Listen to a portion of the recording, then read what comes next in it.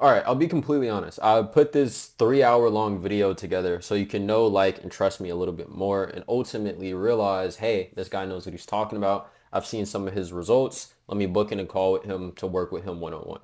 That's me just being straight up. Obviously, this video is full of value. It goes over everything from mindset, actual practices on what to do each and every day to make progress as a skinny guy, and just everything that you need to know to basically get from A to Z in your journey. But obviously, information is one thing, implementation is a completely different thing.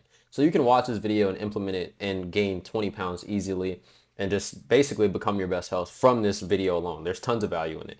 But like I said, obviously the whole goal with this video is to get you guys to know, like, and trust me a bit more and ultimately booking a call to work in with me. Hey, you got to respect me for being honest. So I'll just get into the video. The first one that we're going to be getting into is a mindset based video for you guys. So I'll see you guys later. Hopefully you can enjoy this free, basically 3 hour course.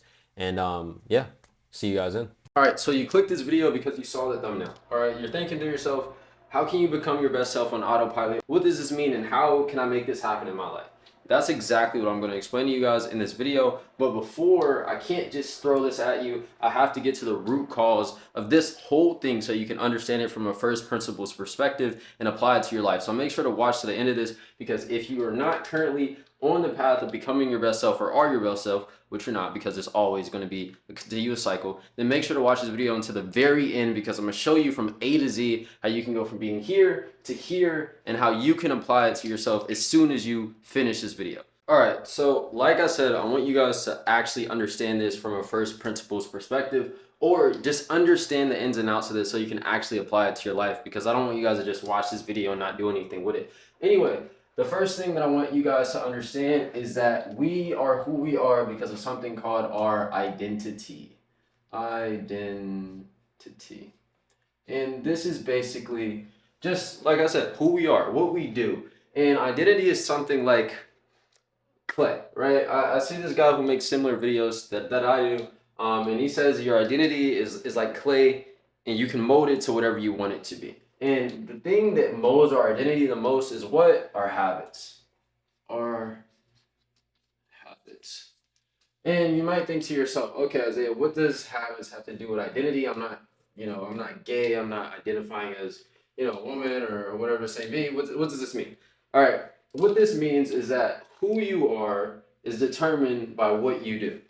Now, I'll use an example of this. Let's say we have someone here who his autopiloted habits, or unconscious habits, I should say, unconscious habits. If I probably spelled that wrong. I got kicked out of school. Don't worry about it. I got kicked out of college, so don't judge me if I spell anything wrong. Just freaking understand what I'm saying. So this man, let's call him Tim. Let's say Tim's unconscious habits or his autopiloted habits, or things that he does is kind of second nature to him, are these things. Let's say Tim doom scrolls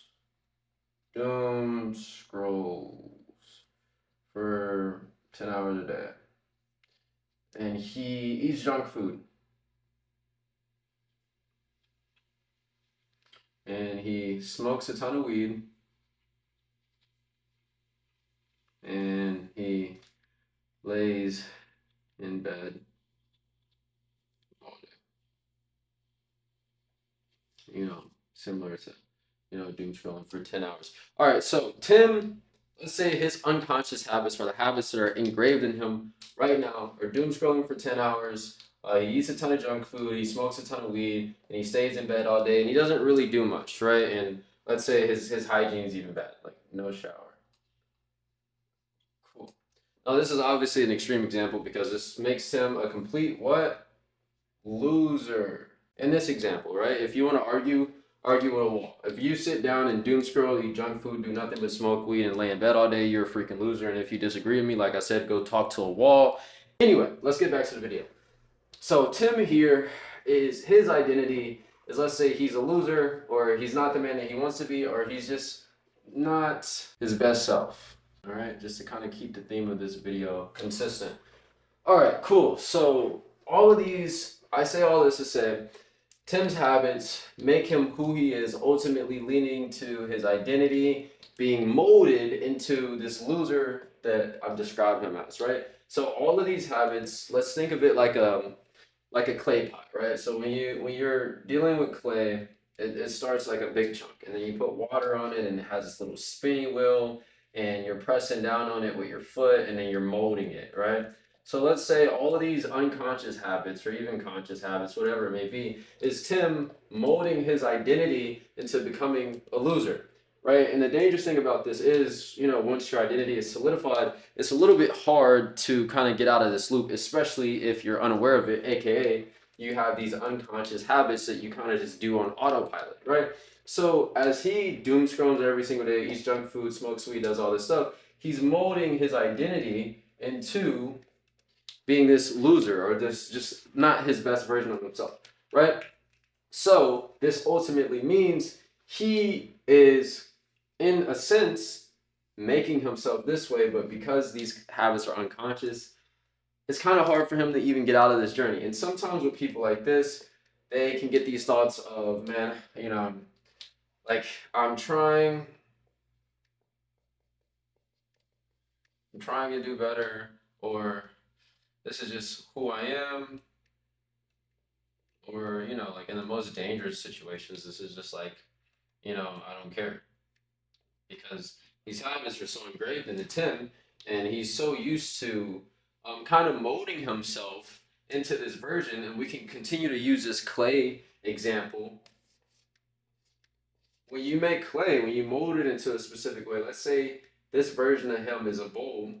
After you make clay, you put it in this kind of heated chamber so it hardens, right? So after a while, if you do this for, let's say, 3 to 6 months, and this is very, very engraved into you, in a way, these 3 to 6 months acts as the heating chamber for this clay, which is your identity that you're molding every single day. And over this time period, it heats this bowl, meaning now, other than this being more so like a moldable, soft kind of little clay thing, it becomes a very, very hard bowl. Meaning what? It's harder to manipulate, it's harder to change, it's harder to get out of this sort of cycle that my boy Tim is in right now. And it kind of feels like you can be in here forever. So I hope this makes sense for you guys, right? Biggest thing that I want you guys to understand right now is that these habits mold your identity kind of like clay. And the further along that you solidify this, or the longer that you utilize these habits, or the longer that you continue to do these things and train your brain to desire these things, is the more so amount of time that you leave this in this heated chamber. And over a long enough time period, if you put clay in a freaking heating chamber, it's going to get hard. Meaning it's going to make it feel almost impossible to get out of this cycle. And another way that we can kind of think about this is with drug addicts, or with people who are, alcoholics, or whatever it may be, whatever addiction, whatever thing that you can think of that is hard to break, or that is bringing you down a path that you don't want to be down. This is just kind of feeding that cycle. It's literally like a flywheel, but in this case, it's not benefiting you at all. So, let's use like the alcoholic example. Let's say he drinks all day, or not even drinks all day. He gets stressed out, so he drinks, which is an unconscious habit, right? An unconscious habit can be something like, okay, when you go outside and, the sun hits your eyes, you do a little squint, or if you wake up, you doom scroll, right? Like just things that you kind of automatically do. These are what unconscious habits are, right? And like conscious habits are obviously like things that don't happen automatically, but things that you kind of have to go out of your way to kind of make sure that you do. So if you're newer to the gym, a conscious habit is, taking yourself to a gym despite it not being like engraved into you almost automatically, if that makes sense. Anyway, so let's say this guy, he gets stressed out, so he drinks, and then let's just use that for this example. So the longer he does that, the more he trains his brain to think, hey, stress equals, we need to do this thing, because your brain is literally just a muscle and you're going to continue to train it. So stress equals drink equals dopamine, and so on and so forth. But that comes with consequences. And the longer that he does this, the more so he solidifies his habit or trains his brain to desire these things. And then ultimately it becomes harder for him to stop drinking. I just use this example so you guys can kind of get more so of a perspective on exactly how this negative cycle works. But you clicked on this video not because you wanted to know, hey, how can I be the worst version of yourself? You want to know, how can I use anything that you just said to become better? And the beautiful thing is about your brain is, like I said, it's a muscle. You can train it, right? Like you can literally train your brain to do pretty much anything, right? So this same cycle that can bring you down a kind of a downward spiral, you can use this exact same thing, but just flip it in a positive way to become your best version of yourself and do so on autopilot. So let me get this cleaned up and explain how you guys can do that. All right, so let's say my boy Tim is sick and tired of being in the spot that he's in right now. So let's draw Tim, and let's say Tim is like, I want to be better. All right, let's say Tim wants to be better. And like I said, Tim is used to doom scrolling. He's used to, let's say, junk food. Let's say video games. And then let's say drugs.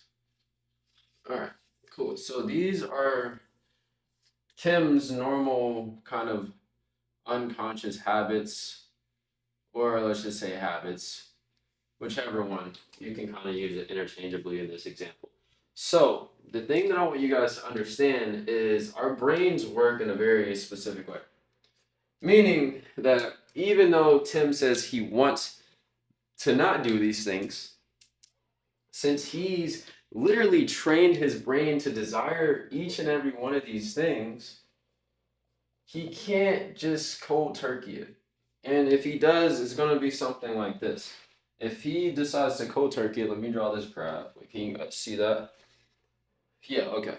I'm sure you guys can see that. So here, let me draw it this way. So let's say Tim decides to do what a lot of you guys try to do. You know, just go all in, cold turkey it. Just do a drastic change overnight and kind of expect yourself to, just stick to it long term. And while with some people it's possible, I'm not saying it's impossible. It's just a lot less likely than this other method I'm going to show you. But let me show you in Tim's perspective. Let's say Tim all of a sudden overnight sees a David Goggins video. He's like, man, I want to change. So he says, tomorrow I'm not going to doom scroll. I'm not going to eat any junk food. I'm not going to play any video games. I'm not going to do any drugs. I'm just going to cut it off all cold turkey. And I'm going to be freaking monk mode. I'm going to be locked in. It's my, I don't know, winter arc. Okay. So, like I said, your brain is a muscle. So Tim's brain has been trained to desire, let's say, this level of dopamine, right? Like this level of pleasure that he gets from each and every one of these things, which is why he continues to do it, which is why this is a habit. So let's say each one of these has, let's just do points, just for a simple metric. 10 points. All right. So let's say each of these points represents a level of dopamine, right? A level of pleasure, a level of some feel-good hormone that your brain desires, right? So overnight, Tim decides to strip his brain of 40 points of dopamine, and Tim is now at 0 points of dopamine over the course of 24 hours. And this, what does this mean? What does this mean? This means something like this. Let's say this is a time frame. Let's say this is like days, because my boy Tim isn't gonna last very long in this. And this is like, let's say, whatever, this is him going back to his bad habits. So let's say first day, he's, man, I'm doing good. I'm not going back to his bad habits. 1, 2, 3, and then all of a sudden his body starts craving these things. His brain starts craving these things, and he hasn't done anything to kind of replace these at all. And so his brain is kind of left starving in a way, right? So his brain is kind of left starving, And when he does this switch without doing any sort of replacements to kind of take place of these, he ultimately backslides back to where he was at before. So, and not only that, this is something that could also happen to you guys is if you decide to kind of cold turkey it and you kind of put your brain in like a starvation mode, it starts to withdraw. Like it, if you see, and we see this a lot, especially now, which is very sad, is like if you take a phone away from a baby who is used to the stimulation of scrolling and you take it away, I might import a video of it like actually happening because this is a real thing. If you take it away from that child, it starts tweaking out. Like it literally starts tweaking out. Like you just try to kill it, right? Because it's not getting that same sense of dopamine. Same thing if someone's a drug addict and they just randomly cold turkey. Let's say they stop doing Adderall, they stop randomly smoking weed, they stop randomly drinking, they start to what? They start to withdraw. And hold on, my camera's about to die. All right, I had to plug my camera back up. Okay, but like I was saying, you know, someone randomly just stops drinking one day, they stop smoking one day, and they just completely cold turkey it and don't really try to replace it with anything else. They withdraw, and your brain is gonna do the same thing. Like with doom scrolling, with eating the junk food, playing the video games, drugs. Like this isn't just gonna be an overnight change, especially if you do it this way. Because like I said, you're starving your brain with these dopamine points that it was used to. Is going to ultimately withdraw, leading to you going back to the thing that you wanted to kind of get rid of. And ultimately, most of the time, this is going to lead to you binging. So 2x, maybe even 10x what you did before. So other than Tim over here spending, 10 hours on TikTok, he doom scrolls for like 20 hours because he just starved his brain of the dopamine that he was used to. And as he's like, let's say, relapsing, he's like, "Oh, I'm finally back. I'm finally back." Like we see this, and I saw this even in myself when I was in college. And this is a weird example, but it was like, okay, if I let's say it was like, oh, I'm done smoking, and for whatever reason I started smoking again, I wouldn't just go back to smoking like I don't know, bowl, like one bowl, right? Like I wouldn't go back to just smoking one bowl if I quit randomly like Tim did. No, when I would come back to smoking, since I was like so starved of it for so long, you kind of just, go overboard with it. So other than me doing like one bowl, I would do like 3 to 5, and then this just leads to this cycle. Um, and it's a really really brutal cycle. But let me switch to what you guys actually came here for. And like I said, I wanted you guys to understand this from like a first principles perspective and really see where I'm going with this so you can get a full gauge and apply this to your life. So let me show you what you can do and how you can basically flip this and start becoming your best self on autopilot. So let me clean this really quick. And I know I said that before I explain this, but I want you guys to understand everything that I'm saying. So you're just gonna have to bear with me. This isn't gonna be some, skibbity toilet 6-7 freaking TikTok videos. Like I'm not gonna be here like nah bro, come on. Alright, listen. So how can Tim go from this loser that does all these terrible things to ultimately becoming his best self? Let's give him some freaking crazy biceps, no chest, big old quads, and some shoes. Because my boy Tim is up now. So I'm gonna explain this, and I'm gonna try to explain this a bit quicker because this video is around about 20 minutes right now. So, like I was saying, Tim is used to doom scrolling. He's used to junk food. He's used to drugs, and let's just do this for this example. So, other than Tim cold turkey in this, and like I said, I'm gonna try to run through this a little bit faster. Other than him doom scrolling, other than him doing drugs, and what did I say for this? Doom scrolling, drugs. I don't even remember what I said for that. Let's just say doom scrolling and drugs because it's going to be applicable to all these other things. I only got 4 minutes left. Jeez, I really gotta lock in. All right, so other than Tim cold turkeying the doom scrolling and the drugs, let's say he replaces doom scrolling with listening to music or watching educational YouTube videos, something like you're doing right now. And other than him doing drugs, let's say he replaces this with going to the gym going on a run. And it's like, okay, Isaiah, this is a very like straightforward thing. Like, of course, he wants to do these things if he wants to improve himself. But the reason why this is so important is because as he switches these habits out, which is like the whole point of this video, his brain is slowly being trained to no longer desire these things anymore, but to desire these new habits or these new practices that Tim has randomly decided to follow. And over time, it gets put into this flywheel that I explained in the beginning of this video. So let me speed this up because, like I said, my camera is running out of space, and I'm gonna need a little bit more time. So let me switch something really quick. All right, I ran out of storage, but hopefully that's enough because I want you guys to actually get this. So, like I was saying, as Tim is replacing these habits or switching these habits out consciously, mind you, this has to be a conscious switch because he was unconsciously used to doing this. So if you're wanting to make a change, you're gonna have to make a conscious decision. So mind you, this is a conscious switch. So what does this do exactly? Like I said, this is training his brain to desire these more or to associate its dopamine with these better habits, right? So over time, other than Tim going from this to cold turkey and not replacing these, he's still getting dopamine from these newer things. It might not be nearly as much as before or just exactly as many points as before, because I know he said it's about 10 points, it's about 10 points.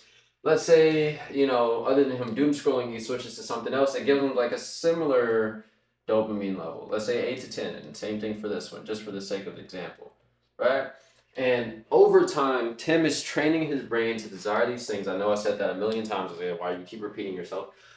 It's because it's important, right? So as he switches this consciously, the beautiful thing about this is over time, remember how I said the clay and the identity kind of analogy in the beginning of this video. Over time, let's say he does this for about 3 months or 3 to 6 months, right? He goes from being a doom scroller that does drugs, that sits in bed all day, that does this, that does that, to becoming a version of himself that unconsciously, after consciously making this shift and engraving it into himself for so long that it becomes unconscious, that now he's the type of person, mind you, I said the type of person that goes to the gym. He's the type of person that doesn't doom scroll. He watches educational YouTube videos. Now he's, I don't know, tracking his food and eating healthier and X, Y, and Z. Cool. So now these are now his unconscious habits, which what forms into his new identity. New identity, right? So now he's completely shifted from the version of himself that he used to be to a version of himself that he never was. Why? Because he switched his habits. And not only did he switch his conscious habits, he switched his unconscious habits, meaning he switched his unconscious desires, meaning that he completely switched his identity.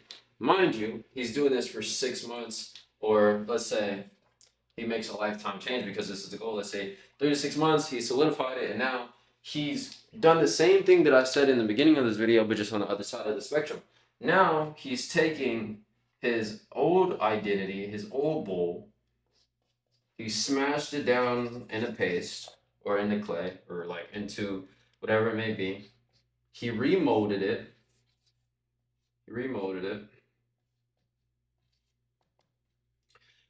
And this is him making this conscious decision, which is him remolding it. And then he makes a new bowl.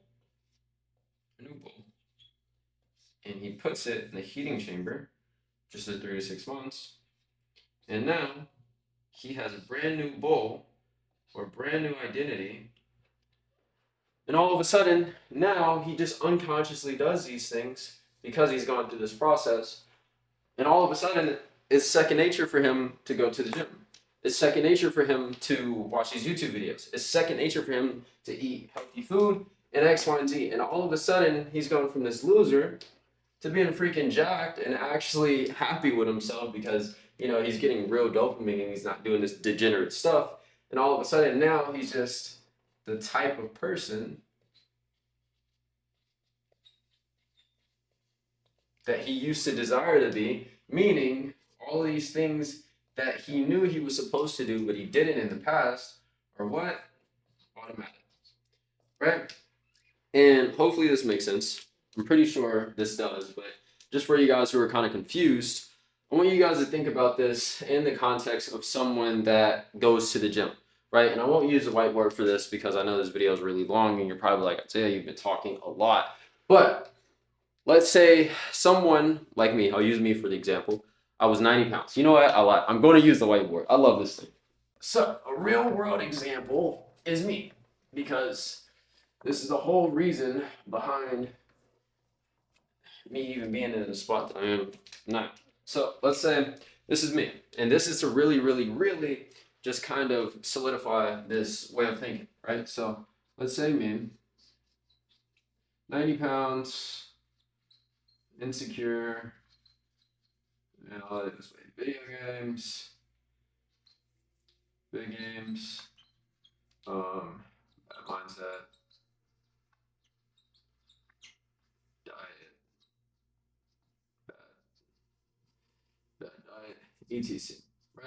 So I won't write everything on the board because it's a lot, but let's say this is me. This is me when I'm about 15 years old.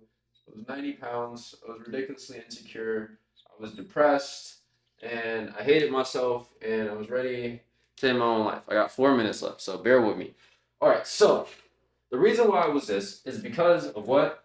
This was my identity. This is who I was, right? How was this formed? From these habits, meaning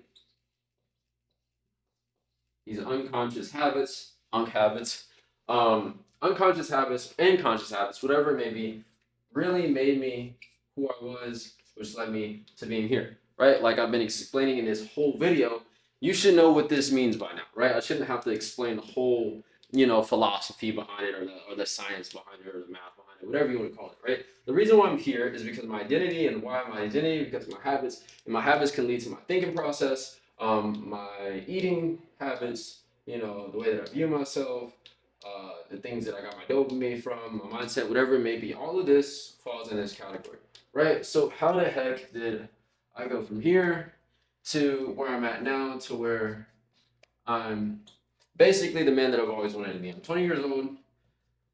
I'm married. I had my dream physique. I'm able to help people. Confident. etc. Right? I'm not trying to toot my own horn. This is just reality, so I don't want to go into the whole list of. But this is a drastic change. How did this drastic change happen, Isaiah? It's because I solidified different habits that ultimately led me to a different identity that led me to this point, right? And I'm not gonna write all of this on the board, but the only way that I was able to go from here to here is I made the conscious decision to change these habits to ultimately change my identity. So then I went from being a skinny, insecure kid to becoming the type of person, mind you, this is a process, the type of person that shows up to the gym, right? I told you guys I wasn't gonna draw anymore. The type of person that goes to the gym. Okay, cool. And like I said, this is a slow process. So I became the type of person that goes to the gym. Through that, I became the type of person that tracks his food, which means I became the type of person that knew how to gain more weight, knew how to pack on more size, ultimately leading to me gaining more weight, and then me training, and then ultimately dialing a new mindset to where I got different dopamine from, better habits, X, Y, and Z. And basically what I'm trying to say without me freaking talking you guys' ears off for too much longer is that my habits form my new identity, and I became the type of person that does things differently. And because I did these things differently, it made a completely new identity. So I went from being 90 pounds, skinny, insecure, hating myself, to becoming the version of myself that I've always wanted to be, and obviously still moving to improve because there's always room to improve. So this is how this cycle is created, and that's how you can break it, how you can identify it, and how you can start a new one that's actually going to yield you some sort of benefit. So I know that was a lot. I know I've been talking for a long time and I'm having like camera issues. I'm hoping it doesn't shut down, but I hope you guys are able to understand that, right? That's basically how you're going to become the best version of yourself on autopilot, is to one, just solidify these unconscious habits, and then ultimately you just become that version of yourself. You automatically do the things that that version of you will do, right? To put it all in one sentence, that's what it means. All right, so hope you guys were able to understand what I said in this video the whole way through. If you've watched this, congrats.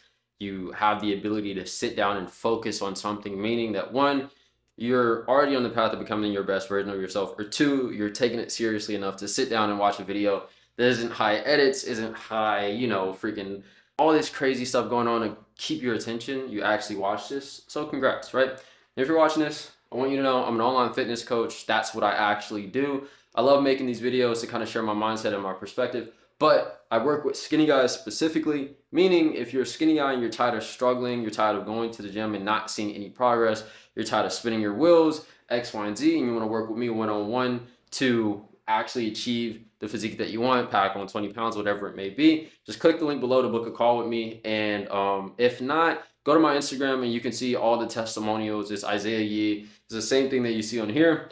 So you can see proof and just the fact that I actually get my guys results. But anyway, love you guys. Jesus loves you too. And I hope you like this video because I had so much fun making it. And I'll see you guys in the next. The first step that changed everything for me was deciding or making a decision over relying only on motivation, right? Because change started the moment that I stopped waiting to feel motivated and the moment that I decided to make a decision to become a new person or a new man, right? And the reason why this is so important and why I have it at number one is because this is the biggest thing that's going to allow you to apply these other 7 steps, right?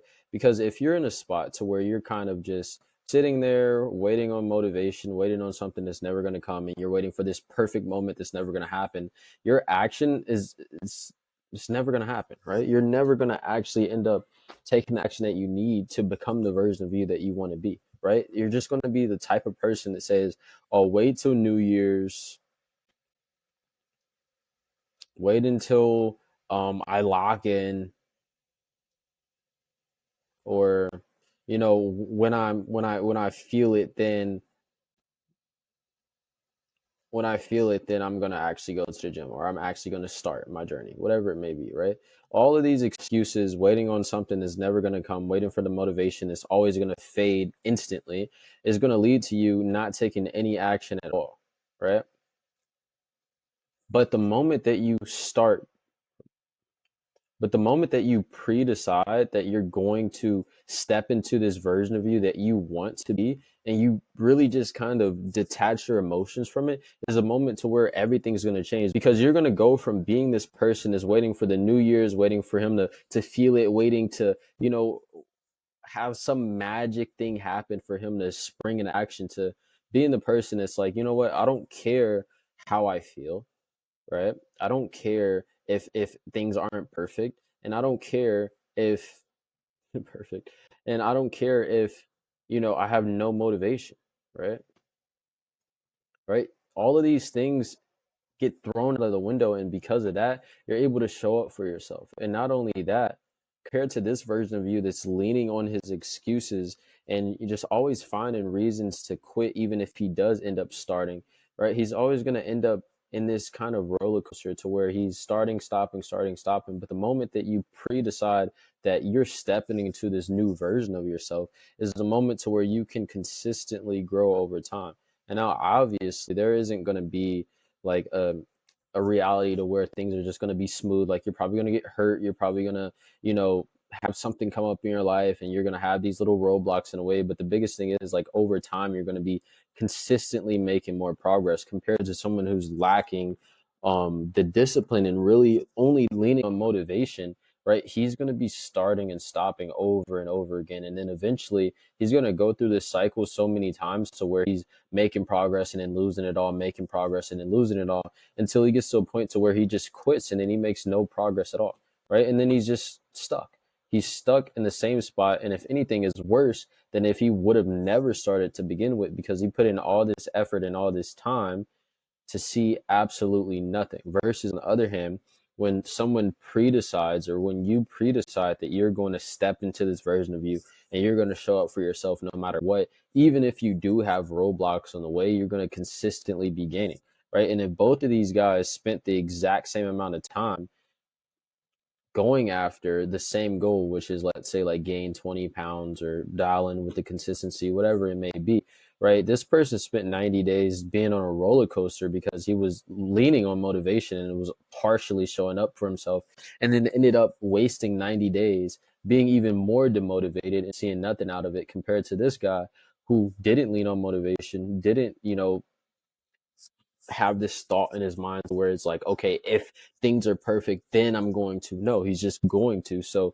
he actually got the result. And because of this, is going to cause a feedback loop to where he's going to associate continuously showing up for himself with the result, and then so on and so forth. And he's going to continue to make progress over and over and over and over time, right? Over a time period. Versus this dude right here, little Timmy, who's trying to, just make excuses or wait for the perfect moment. He's not going to end up ever actually making any progress long term, and he's just going to waste his time, like I said.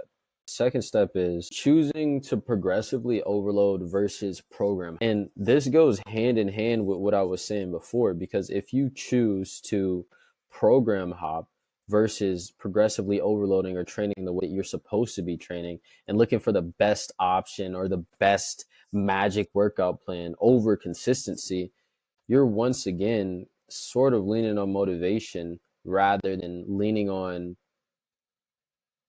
deciding on who you're going to be. And let me explain. So, program hopping is basically if you were to find a program online or a workout plan or whatever it may be, and let's say you have 3, 4 options, right? So, let's say this is a bro split. Let's say this is PPO.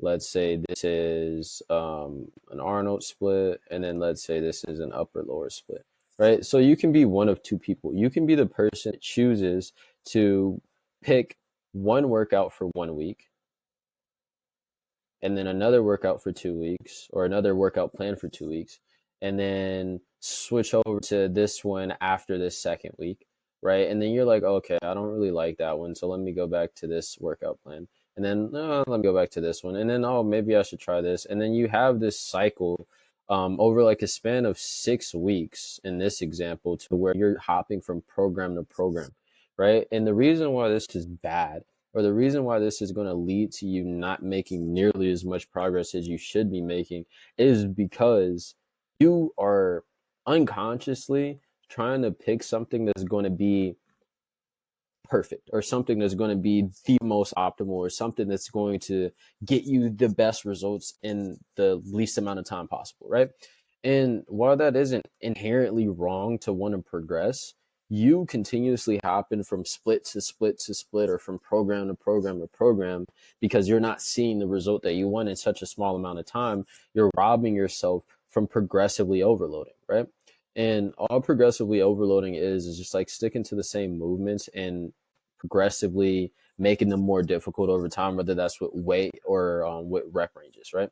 And the reason why this makes it so difficult is because 1 week you can have a split to where you do one exercise and then you do another exercise and then you do another one. Let's just say you do, like, for the sake of example, let's just say you do 5. Okay, cool. Now, the problem with this is if you continuously hop from program to program, you have no way to accurately gauge your progression. So you're just going to be in the gym, kind of just trying this, trying that, trying this, trying that, trying this, trying that. And then ultimately, you're just going to be hopping from program to program so much that you make little to even in some cases no progress at all, right? And the most simple way to fix this is to just stick to one, right? If you want to gain, if you want to make as much progress as possible, stick to one split for an extended amount of time. So whether that looks like sticking to a split for 3 weeks or not 3 weeks, 12 weeks or 16 weeks, whatever it may be, just stick to it long term. So now you have data from weeks and weeks and weeks and weeks and weeks and weeks of training the same way. So you're able to accurately gauge how much you're progressing, right? And what you need to progress on X, Y, and Z. And you doing this is going to allow you to escape out of this kind of up and down rat race that you can kind of compare it to in the gym to, you just progressing linearly over time, right? Because you're sticking to one plan and you're forcing yourself to get better and working on the small things that you need to work on in order to continuously progress rather than just seeing, oh, this influencer did this. And then, oh, I saw this on TikTok. I saw this on Instagram. I saw this here. I saw this there. Maybe I should try this, try that. And then before you know it, you're going to be in the same spot to where you're making little to no progress. And then your morale is going to be so low that you end up quitting.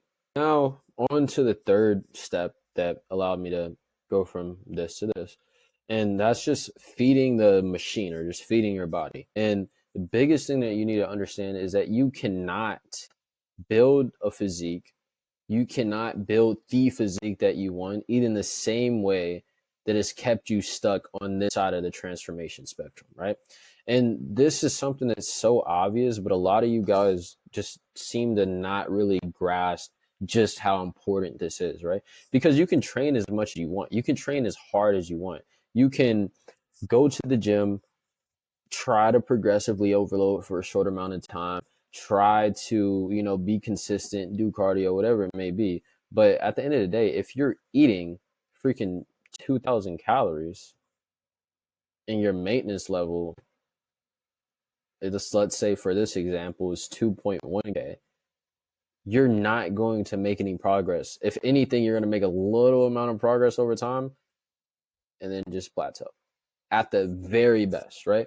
And when it comes to eating, I feel like some of you guys don't understand just how simple it is, right? So let me just break it down. So, like I said, let's say you have a maintenance level, right? Which you do. Everyone has a maintenance level unless you're like not human. And let's say you're what, like 5'10" and you're 130 pounds. Okay, cool. Now let's just say for the sake of this example, your maintenance level is like 2.7K. And all this means is that your maintenance level or the amount of calories that you need to eat to maintain this amount of weight is 2.7K calories, right? So what does that mean, Isaiah? It literally just means you have to eat over your maintenance level in order to pack on more size. So what that looks like is eating 3 to maybe even 500 calories over this maintenance in order for you to gain, let's say, like half a pound a week, and then you rinse and repeat this cycle over and over again until you ultimately like get to the desired weight that you want to get to, right? So let's just say like up 20 pounds, and this takes a long amount of time. Like this takes a while, right? But the biggest thing that you guys do is you don't do this. Like you just say, oh, you know what, I'm just going to continue eating the way that I want to eat, right? I'm going to lift weights and then I'm going to get bigger than what I am now, but I'm just going to continue eating like a rabbit, right? So this is what most of you guys do. A lot of you guys don't track, and you realistically just don't eat. And if you do eat, it's not enough. Okay. And the biggest thing that I struggled with in the beginning of my journey is I felt like I was eating enough, right? I felt like I was eating a lot of food because I was eating a lot of volume, right? And what's volume is literally just like the amount of food, right? So let's say this is a huge plate, it's a lot of volume, and then small amount of volume, right? Like you guys are freaking 20, you should know this, right? But the reason why, like I said, I felt like I was eating enough was because I was eating a lot of volume, but I wasn't tracking my food, right? And so because I felt like I was eating a lot, and I was realistically just wasn't eating enough calories, I got caught in this loop of, force feeding myself and then ultimately hitting a plateau and then just dealing with the consistent frustration of eating, and then just for some reason not seeing the scale move, right? Say that's the scale. And this is the same for like a very long amount of time, right? So like I used to be stuck at the same weight for like months and months on end. And this is super frustrating, especially when you're taking the journey seriously and you don't know why you can't gain or why you're not gaining. And then ultimately you feel like you just can't or you're stuck. And then this can just lead to you kind of giving up on your journey. But simplest way to fix this, like I said, is to literally just track your food, right? So if you were eating, in my example, like I was eating a ton of volume. I was eating a lot of food, but I realized, let's say I was eating only around like 2K calories with like this sheer amount of volume, right? This simple thing is going to save you so much frustration, because now you're going to understand, okay, I'm not gaining because I'm eating at this amount per day. So maybe let me just up this amount to, let's say, 2.3. And then if that doesn't work, then okay, let's up it to 2.7. Okay, cool. We're gaining a little bit. We plateau. Okay, let's up it to 3K, and so on and so forth. And then this is going to save a lot of you guys from this constant cycle of frustration, to where you eat and then you see nothing, and then you eat and then you still see nothing, and then you're completely plateaued in your weight, and then your lifts plateau too, and then you're just left being frustrated. You're left in this cycle of frustration, right? So simplest thing is just understanding how to track your food, what to eat, how much to eat, and then just doing that over a long period of time. Now on to the fourth step. And this is ridiculously important. Rewiring your inner dialogue is going to be one of the biggest things that you're going to have to do with this transformation, right? Rewiring my inner dialogue was one of the biggest things that had the biggest impact in this transformation so far.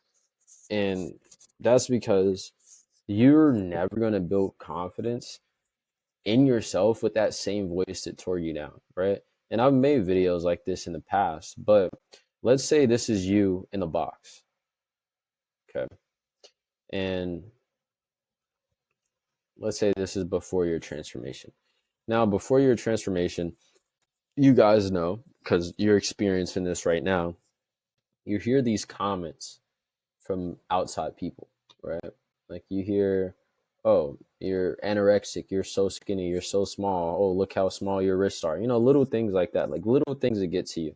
And then you're also dealing with your internal conflicts as well. And then you hear more.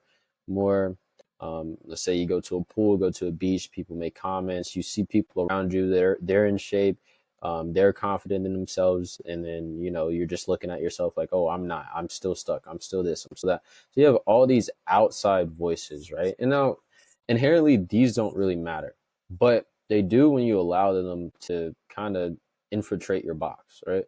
So like I said, these are your thoughts, right?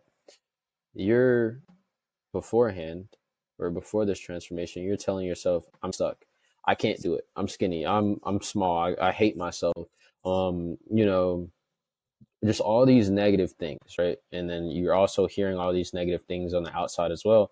And then before you know it, it becomes like an echo chamber of just degrading thoughts, like negative thoughts. And then this is how self-hatred really comes and takes over, because you're constantly thinking this on a consistent basis. And pairing this alongside not taking any action is literally the recipe to hating yourself long term, right? And some of you guys might be in this spot right now. And the biggest thing is obviously taking the action. But once you take the action, understanding that this in itself is going to break you out of this box, as long as you do it the right way. And then you're able to kind of rewire the way that you think. And the reason why this is so important is because if you allow yourself to stay stuck in this box and you never break out of it, you never take action, and you just continuously tell yourself you're not going to change, you can't change, it's impossible, I've tried, but, and then just having all these limiting beliefs, all these negative thoughts, just compound. One, you're obviously going to degrade mentally, right? Like your mental health is going to be on huge decline because you're only thinking negatively and you only view yourself in a negative sense. And this is going to affect literally every single area of your life, your friendship, your relationships, what you do on the outside, how you carry yourself, right? How people view you, how people respect you, and the fact that people don't respect you, like X, Y, and Z. Like you're going to have to deal with all of these things. This isn't just about the gym, like you're going to have to deal with this, and then this is just going to compound more and more and more, and then before you know it, your head is just full of negative thoughts. And this is how you kind of lead to the depression and like this even like suicidal kind of ideology, right? Or just like really like leads you to like suicide attempts, which happened to me. But like I was saying before, the reason why this is so important for you to break out of is because, one, you need to have some sort of change in your thought process that leads you to taking some sort of action, right? Even if it's something small, like, man, I'm sick of this. I'm capable of making a change. And then you jump into action. So you're no longer in a no action state. And then as you're continuously progressing in this, I guess we could say, different box, right? You're improving yourself slowly, obviously, which is going to have a pretty significant impact in itself. But before you know it, you're going to take action, then you're going to see the progress, and then you're going to slowly start seeing yourself a bit differently, showing up for yourself a bit more, respecting yourself a bit more, and so on and so forth. And then before you know it, it's kind of this upward spiral of you actually being happy with the man that you see in the mirror, right? And that all starts with just action, right? But these are like completely polar opposite, because if you allow yourself to stay on this side of things, then you're only going to spiral down more and more and more. You're only going to respect yourself less and less and less. And you're only going to, be able to take so much over time until you ultimately crack in some unfortunate situation.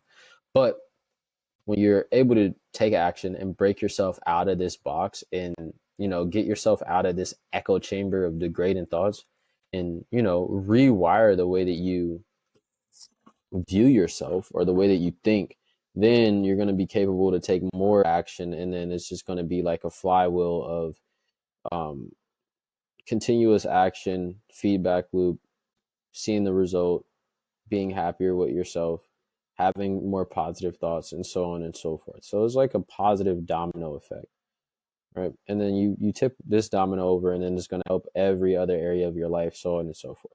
Cool. On to the fifth step. And that's choosing brotherhood over isolation, or friendship over isolation, whichever one you want to call it. And the reason why this is so important is because I felt like I had to suffer alone, or I felt like I had to deal with this on my own or figure everything out on my own. But it turns out that with the right circle, it could actually make you a dangerous amount of progress, right? And this is so easy to overlook. And with this one, I really won't have to draw anything because it's really easy to communicate.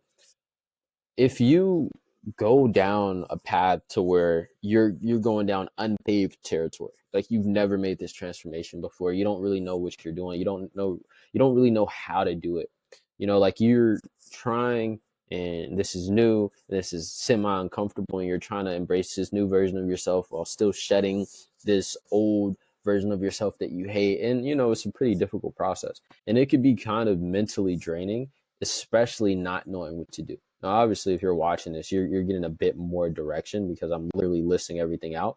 But the biggest thing that helped me with my journey overall was going to other people for help, right? Like when I first started going to the gym, I had no idea what I was doing. Like I said, I was not doing pretty much any of this. I was looking up videos on Google, or not even videos, images on Google with quote unquote best workouts. Like I didn't know what progressively overloading was.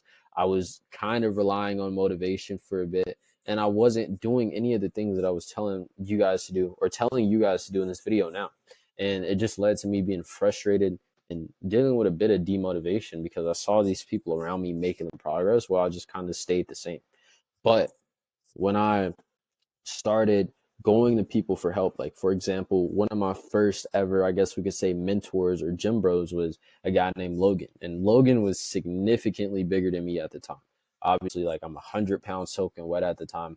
This guy was squatting or deadlifting like 405, squatting 315. And I was like, oh man, this dude's freaking crazy strong, right? But the reason why it's so important for you to understand how this is going to benefit you is because I want you guys to think about it like this, right? If I were to continue to, go down this path through trial and error, right? Who knows how long it would have took? Trial, error, error, error, still not making progress, still not making progress, still not making progress, blah, blah, blah, blah, right? And obviously people have gone through this already. So what sense would it make for me to go through trial and error for years, like no joke, years, when I could just learn from someone else who's already gone through this trial and error and can collapse this amount of time that it would take for me to get to the same result and learn from them and listen to them, right? And this is exactly what you guys are doing if you actually apply this information from this video. But if you're not getting help from someone, whether it's from me, whether it's from someone in your gym, whatever it may be, blah, blah, blah, you're only extending the amount of time that it's going to take you to hit the result. And there's no benefit of doing this, right? Like some people are super prideful and they're like, oh, I don't like asking for help. I don't want anybody telling me what to do. And then they just end up wasting months or even years out of their life, like I said. But if you're able to find a group of people, find someone, find friends, whoever it may be, people who are ahead of you and learn from them, tell them what you're struggling with. And, just surround yourself with people who are actively trying to achieve the same thing that you are. It's going to push you and also is going to, like I said, collapse the amount of time that it's going to take you to figure this out and figure out what works best for you in the process. So really simple. Literally just find people that are on the exact same path that you're on, or people who have already achieved the thing that you want to achieve, and learn from them. Now, sixth step, and this is something that's huge, right? Building up yourself for respect in yourself and not vanity, right? And you guys might ask me, like, Isaiah, what the heck are you talking about, right? But in reality, you guys need to base this journey on something that means something, right? Like you're respecting yourself, for example. And the reason why I put this at number 6 is because I know that it can be really easy to, want to progress to get back at people, right? Or like wanting to progress to prove them wrong, to get back at your ex, to get girls, to, be scary, like all these really dumb reasons like could motivate you for, X amount of time.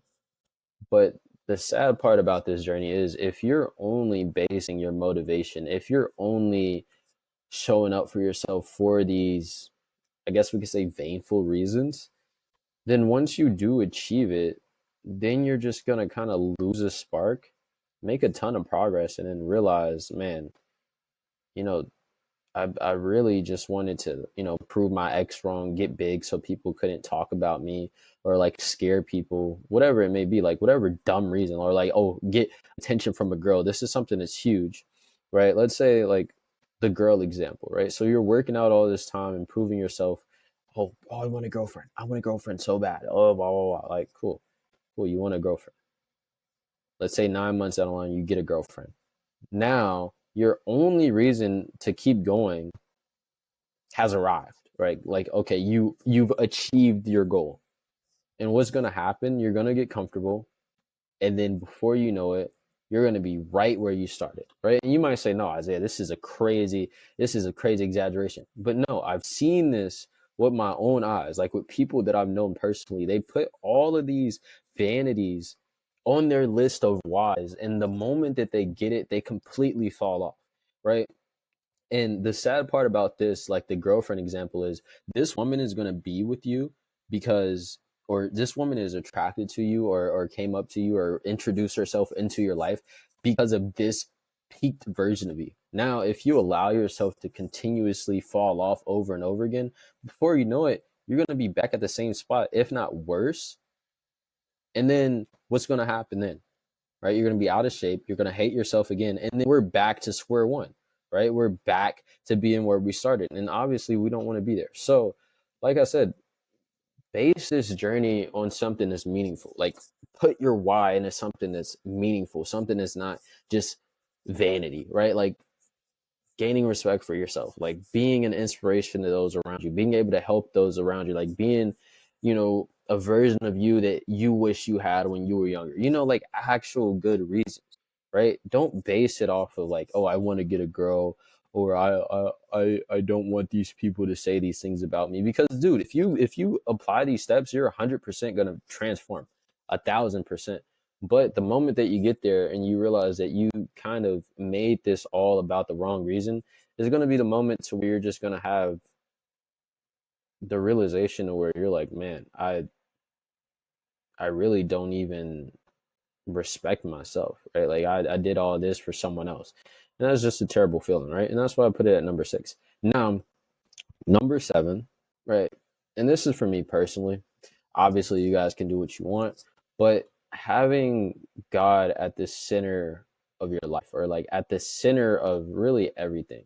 And this is kind of self-explanatory, but when you're, like I said, putting all of this importance on vanities or all this importance on just your physique alone, is really easy to kind of neglect the other areas of your life. It's easy to, lock in with the gym, quote unquote, and just like ignore everything else, right? But the beauty about, having faith, or putting um God in the center of your life, really, is that you force yourself to improve in other areas, right? Like you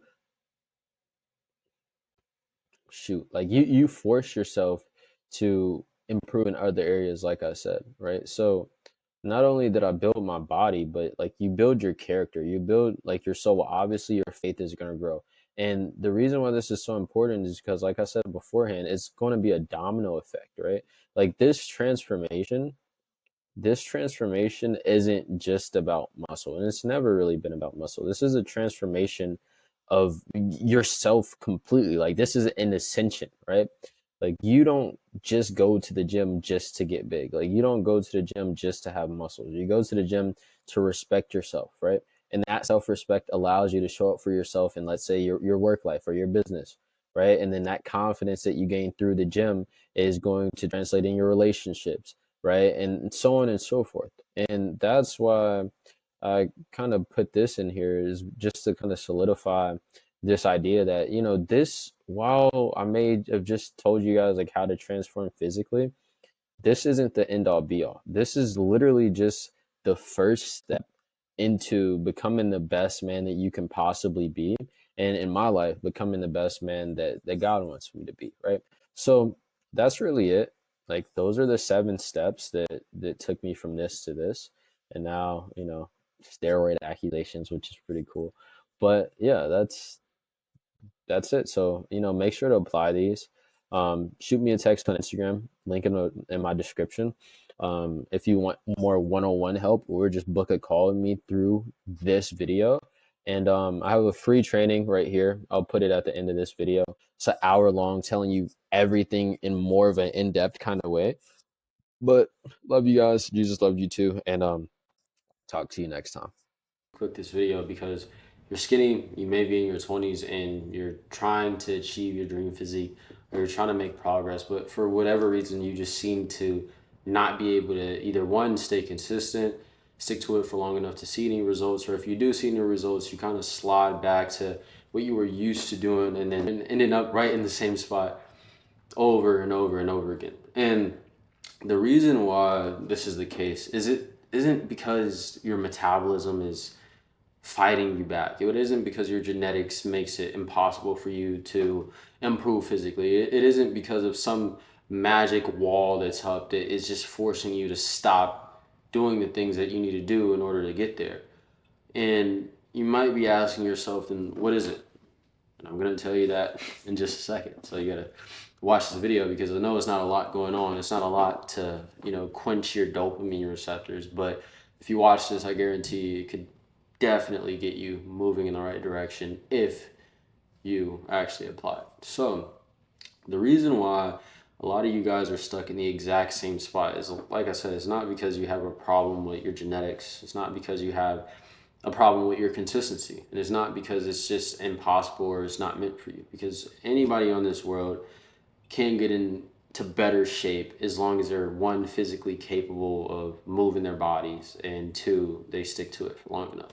So why am I still stuck? Why am I still skinny? And that's because of your belief system. And you might think like, oh, my belief system, cool, I'm going to click off this video because it doesn't apply to me. But if you continue watching, you're going to see just how much this actually applies to you and why it's been keeping you stuck. The reason why this is because a lot of you guys have forced yourself into this state of thinking or systems of belief onto yourself without you even realizing it. And that's the reason why you keep continuously hitting that brick wall over and over and over again. And this is something, some random program online isn't going to fix. This is something that, a new workout split isn't going to magically take care of. Because when it comes down to it, if you have a set of beliefs that are holding you back and you unconsciously revert to them over and over and over again, it doesn't matter if you have the best program, you're always going to sabotage yourself. You're always going to find some way to stop being consistent, find some way to stop doing what you need to do, and find some way to make some sort of excuse to just revert back to what, like I said, you believe in. And you might be asking, well, Isaiah, what the heck are these beliefs? And I could just list some of them out now. And these are some that you could probably be using in your own life right now if you're still stuck. And those beliefs could be something like, my genetics are holding me back. My genetics are the reason why I'm skinny. My job is too hard. My job keeps me too busy. It's impossible for me to be consistent with my job. It's impossible for me to go to the gym and be consistent while having a girlfriend. It's impossible for me to do X, Y, and Z. Or I can't do it because of my schedule. I can't do it because of whatever it may be. Right? The biggest thing is just like genetics and like believing that, oh, no matter how much I try, I can't change. Like these are really, really small, but the reason why they have such a huge impact is because it's not the conscious thoughts that are kind of the dangers of this thing. The dangers of this thing is that when you think these, you unconsciously train yourself to act in a way to prove that these beliefs are true, right? Like it's like the cognitive bias. Like if you're constantly telling yourself that I can't change because of my genetics, even if you're consciously trying to, go to the gym and do this and do that, if you unconsciously truly believe that, you're always going to find a way to stay stuck in the exact same boat. And not only that, this is going to set up a brick wall that you're constantly going to be hitting, sure. But if you just pause for a second and really think, if I want to build the best physique that I possibly can, if I want to be the best man that I possibly can be, if I want to be the most confident version of myself possible, how, in a logical world, like, how can I do that if I truly believe the opposite of myself? Right? Like, if I had to tell you to run a mile and you genuinely believe that your legs don't work, there's no David Goggins video out there that's going to force you to run that mile, right? Because you genuinely believe, oh, my legs don't work, so I'm not going to run a mile, right? And that might be a crazy example. So let me bring it up a little bit. Like if you're trying to fix your relationship with your girlfriend, like you guys got into an argument or something like that, and you genuinely believe that this person, you hate this person and they're never going to change, and I don't know, like they're ugly or something, like you genuinely believing these things are going to make you act as if they're true, and your unconscious mind is going to force you to continue to act in a way to prove this thought or to prove this belief system, right? And these are crazy examples, but the whole point that I'm trying to get across to you guys is if you believe these things that you continuously tell yourself over and over and over again, you're setting yourself up to fail. You're setting yourself up to prove yourself right. And this is only going to hold you back. Like I've been saying this whole time. Now you might ask me like, well, how can I change this? Like, how can I flip my belief system? How can I unconsciously train myself to think in a way that's going to push me forward and then have my actions proving that? Because that's something as well. Like, I'm not telling you guys to write down, I'm going to have my dream physique and then do absolutely nothing about it. No, I'm not telling you guys that at all. And I'm not telling you guys that if you just shift your thinking, everything's just going to be magical and you're not going to struggle at all. Like this takes time and it takes effort to actually apply it, but it's worth it. Because if you go to the gym, and this is the last example that I use because I've used a few of them. If you go to the gym with the mindset of this sucks, this hurts, I don't want to do it, I don't like going to the gym, just these four things. And if you think these things and you genuinely believe them unconsciously, every time you go to the gym, you're gonna find some way. You're gonna find some way to sabotage your workout. You're gonna find some way to not push hard enough. You're gonna find some way or some reason to not be consistent, and you're always gonna find something negative to pull out of the workout. Oh, I took my pre-workout. I'm too itchy.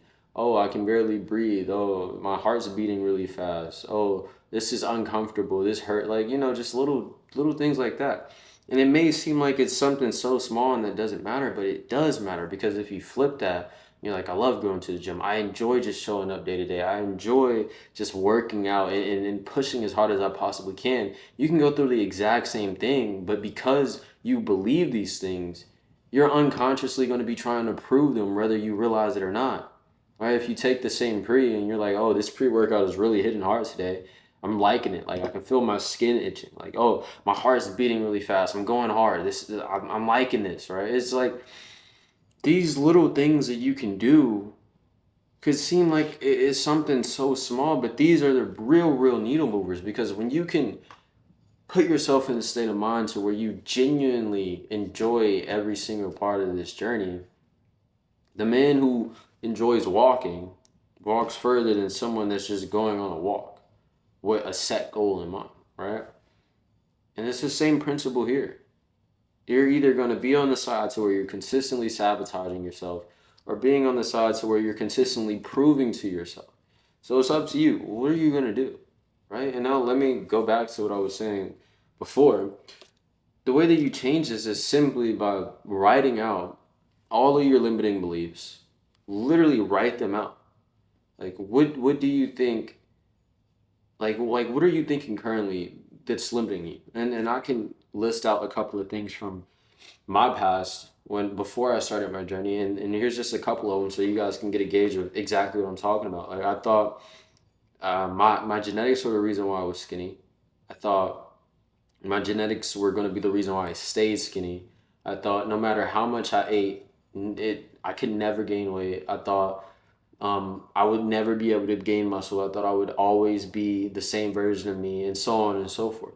So what you need to do is you need to write out all of these limiting beliefs that you have and flip them. So with me, it's like, oh, my genetics are the reason why I'm gonna stay skinny. It could be something like my genetics play absolutely no role in me making this change, or you can flip it to even being more positive. Like my genetics are going to be the reason why I'm able to make more progress than if I had a different set of genetics, right?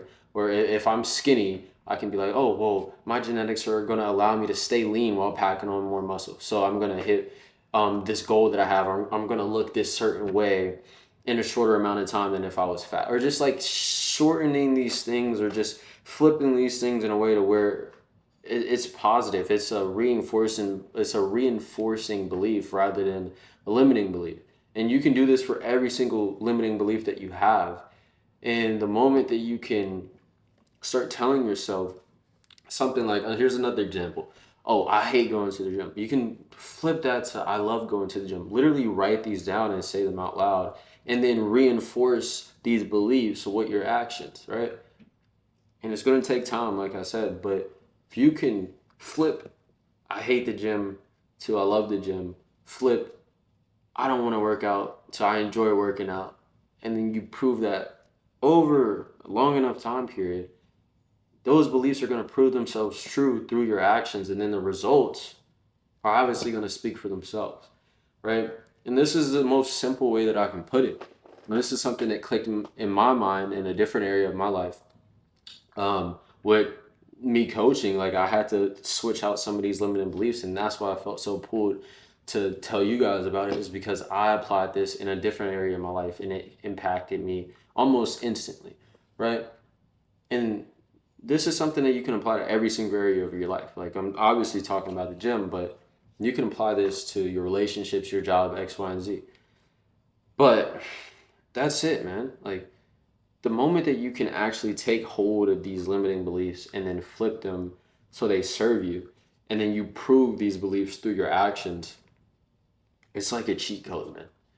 It's literally like a cheat code because the moment that you can train your unconscious mind or your subconscious mind, I don't know if I've been saying unconscious or subconscious. You guys get what I'm saying. Your subconscious mind to propel you forward, and it becomes almost second nature. That's when you're gonna make so much more progress. Forget a magic program. Forget, oh, I follow these steps. Get the beliefs right. right? I always talk about stepping into the right identity. Step into that version of you that has the thing that you want. And that doesn't just mean what they do, it's also what they believe in, how they think, and over, all these things. It's not just about, oh, let me go to the gym for a week and then I'm magic. I'm like, no, it's going to take a long time. The only way that you're going to be able to stay in this for a long enough time is if you program yourself to become someone who enjoys the process, thus doing the process over and over and over and over again for a long enough time in order to see that result. But I love you guys. Jesus loves you too. And if you want help, DM me on Instagram. I train skinny guys to achieve their dream physiques through the system that I teach. So DM me on Instagram if you want, or don't. It doesn't really matter to me. Talk to you guys another time, and love you guys. So before we start, this isn't going to be one of those videos where it's going to be a bunch of background music, a bunch of, stuff grabbing your attention. So if you're actually ready to make some progress, full screen this video, get a pen and paper out if you haven't been making the results, or if you haven't been getting the results that you want, because this is going to help you out a ton. So, like I said, not going to waste any more time. This is going to be your ultimate nutrition guide, specifically for you skinny guys out there trying to pack on more mass. So if you're struggling to gain muscle, this video is going to be the breakdown for everything that you need to know about nutrition so you can finally start seeing some real progress. And following these principles allowed me to pack on over 60 pounds, closer to, I'd say 70, 80-ish pounds over time, starting around 90 pounds to being where I'm at now. And the biggest problem that you guys think is that you eat a lot, but you still can't gain weight. But the truth is, you're either not eating enough, not eating the right foods, or not structuring your meals correctly. But by the end of this video, you have a step-by-step game plan that will guarantee muscle growth. Let's just get straight into it. Why you're not gaining muscle. But before we fix your diet, let's break down why most skinny guys stay skinny. Number one, you're eating based on hunger instead of a meal plan. Your body isn't going to naturally crave more food if you're only eating when you're hungry. You're never going to hit your calorie goal eating like that. But the solution to that is having a structured eating schedule and treating it like you treat training. And what I mean when I say this is that a lot of you guys are eating a lot, but you're only eating to what you're used to eating. And you're only eating when you're hungry, and you wonder why you're not ever able to actually pack on more size. Number two, you're guessing your calorie intake. If you're not tracking your food, you have no idea if you're actually in a surplus. But the solution to this is just to start logging your meals using an app. You can use MyFitnessPal, or you can just use a notes doc at the end of the day. And number three, you're eating low calorie foods that fill you up way too fast. Chicken breasts, egg whites, and veggies are great, but if you have a high metabolism, they won't get you to your goal. But the solution to this is eating high calorie, nutrient dense food that will allow you to eat more without feeling stuffed. The only way to guarantee muscle growth is to be in a caloric surplus, and all that is just eating more than your body burns. And the way that you're going to calculate this, and the way that you're going to do this is with these few steps. First step is you're going to calculate your maintenance calories. And the way that you're going to do this is you're going to input your body weight into, as we said before, an app like MyFitnessPal. You're going to input your body weight, your activity level, and your height. And this is going to give you a ballpark for your maintenance calories. Now, the thing that you want to do is you want to eat at this maintenance level for, I'd say, 1 to 2 weeks. And if you don't gain any weight, then what you're going to do is you're going to up the calories by 300 to 500 until you're gaining at least half a pound to a pound gained every single week. Now, step 3 is just going to be your macro breakdown. And pretty much what this is your protein, your carbs, and your fats. What you should be eating is like 0.8. I really would say 1 gram to 2 grams per pound of body weight. But at the absolute minimum, you should be doing 0.8 grams per pound of body weight. And pretty much what protein does is going to help you with your muscle repair and overall growth, because without you actually recovering or repairing those muscles, then you're never going to make any progress at all. And then when it comes to your carbs, you should be eating 2 to 3 grams per pound of body weight. And all carbs is going to be your main fuel source for your training and your recovery. Once again, also playing a huge role in your recovery. But if you're not fueled up the right way, then your training is going to be lacking. And then fats, you should be doing a bit lower fats than carbs and protein. And you know, a good ballpark for this is like half per pound of body weight, and this is going to help with just your hormonal support and just your overall health. And an example of this is, let's say this guy's 150 pounds and he's trying to put on some muscle. The way that we can start this is by having him eat around 3,000 calories per day, a minimum of 150 to, let's say, around 200 grams of protein. And then his carbs can be a bit higher, and we're going to keep his fats pretty low.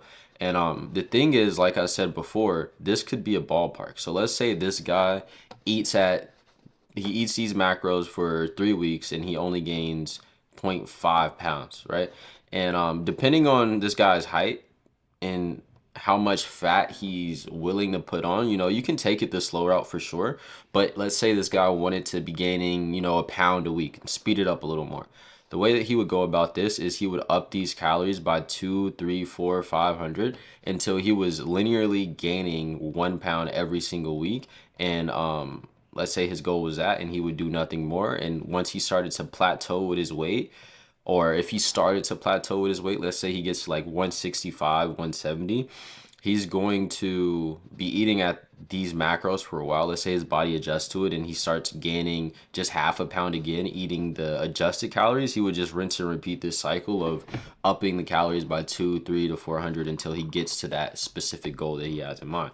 But to make bulking a bit easier for you, or what you can eat to make bulking pretty easy, is just a couple of these things. But the biggest thing is you need to stop making bulking harder than it needs to be, and you can just focus on calorie dense foods that allow you to eat more without feeling too stuffed or too full, right? And the best sources for muscle growth is going to be beef, chicken thighs, salmon, whole eggs, Greek yogurt, protein shakes. And I say worst case scenario because a lot of the time I tell my guys to avoid protein shakes as much as they can and to only use them as kind of a worst case scenario. You never want to use a supplement as a staple in your diet because it's just going to ruin your gut health, your skin, and it's going to be a lot of just filler ingredients in a lot of these protein powders. So I say at the absolute worst for your protein, let's say you need to hit like 30 to 40 grams and you don't really have much room in your stomach, you're already pretty close, but you know your protein's a little off,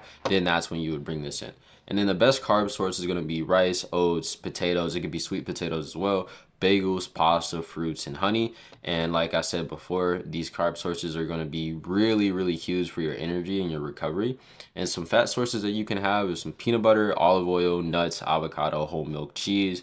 And liquid calories, once again, could be whole milk and some smoothies. And also could be, we could put protein shakes in this category because you can really get up to anywhere from like 1,000 to 1,500 calories in liquid form with a shake.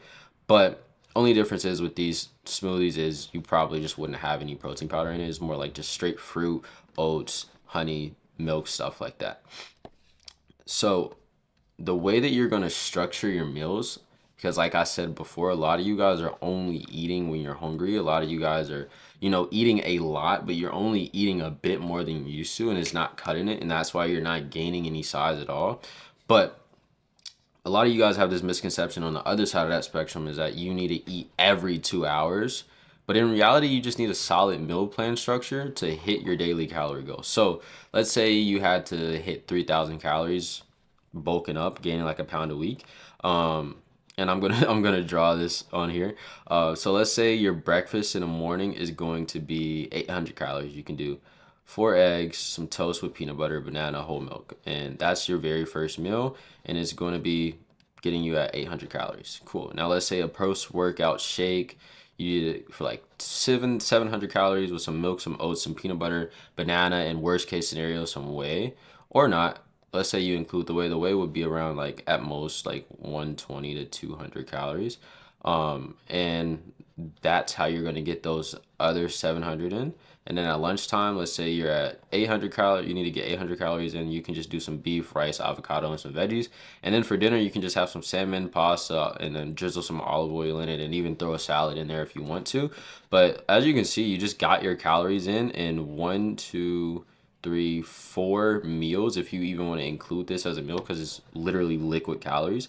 But the biggest thing that I want you guys to take away from this is that you don't have to eat every 2 hours. You don't have to, have yourself on a timer and stress about eating your food. As long as you have it set up in a way that will allow you to get your calories in, then that's the biggest thing that matters. Now, the key takeaways with this is to always include protein, carbs, and fats in every single meal. Like as you can see here, we have some protein sources, some fat sources, some carbs, and then some more just kind of a good mix of both with the whole milk. And same thing here, milk, oats, peanut butter, banana, beef, rice, avocado. You can see in every single one of these meals, we're getting our carbs, our fats, and our protein in there.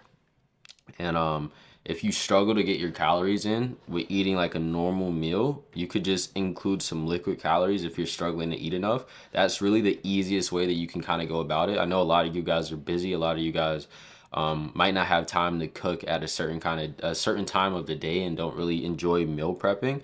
Easiest way that you can get over that hump is just to include some liquid calories in your diet and still get that 700 to 1,000 calories in without really having to stuff down some solid food.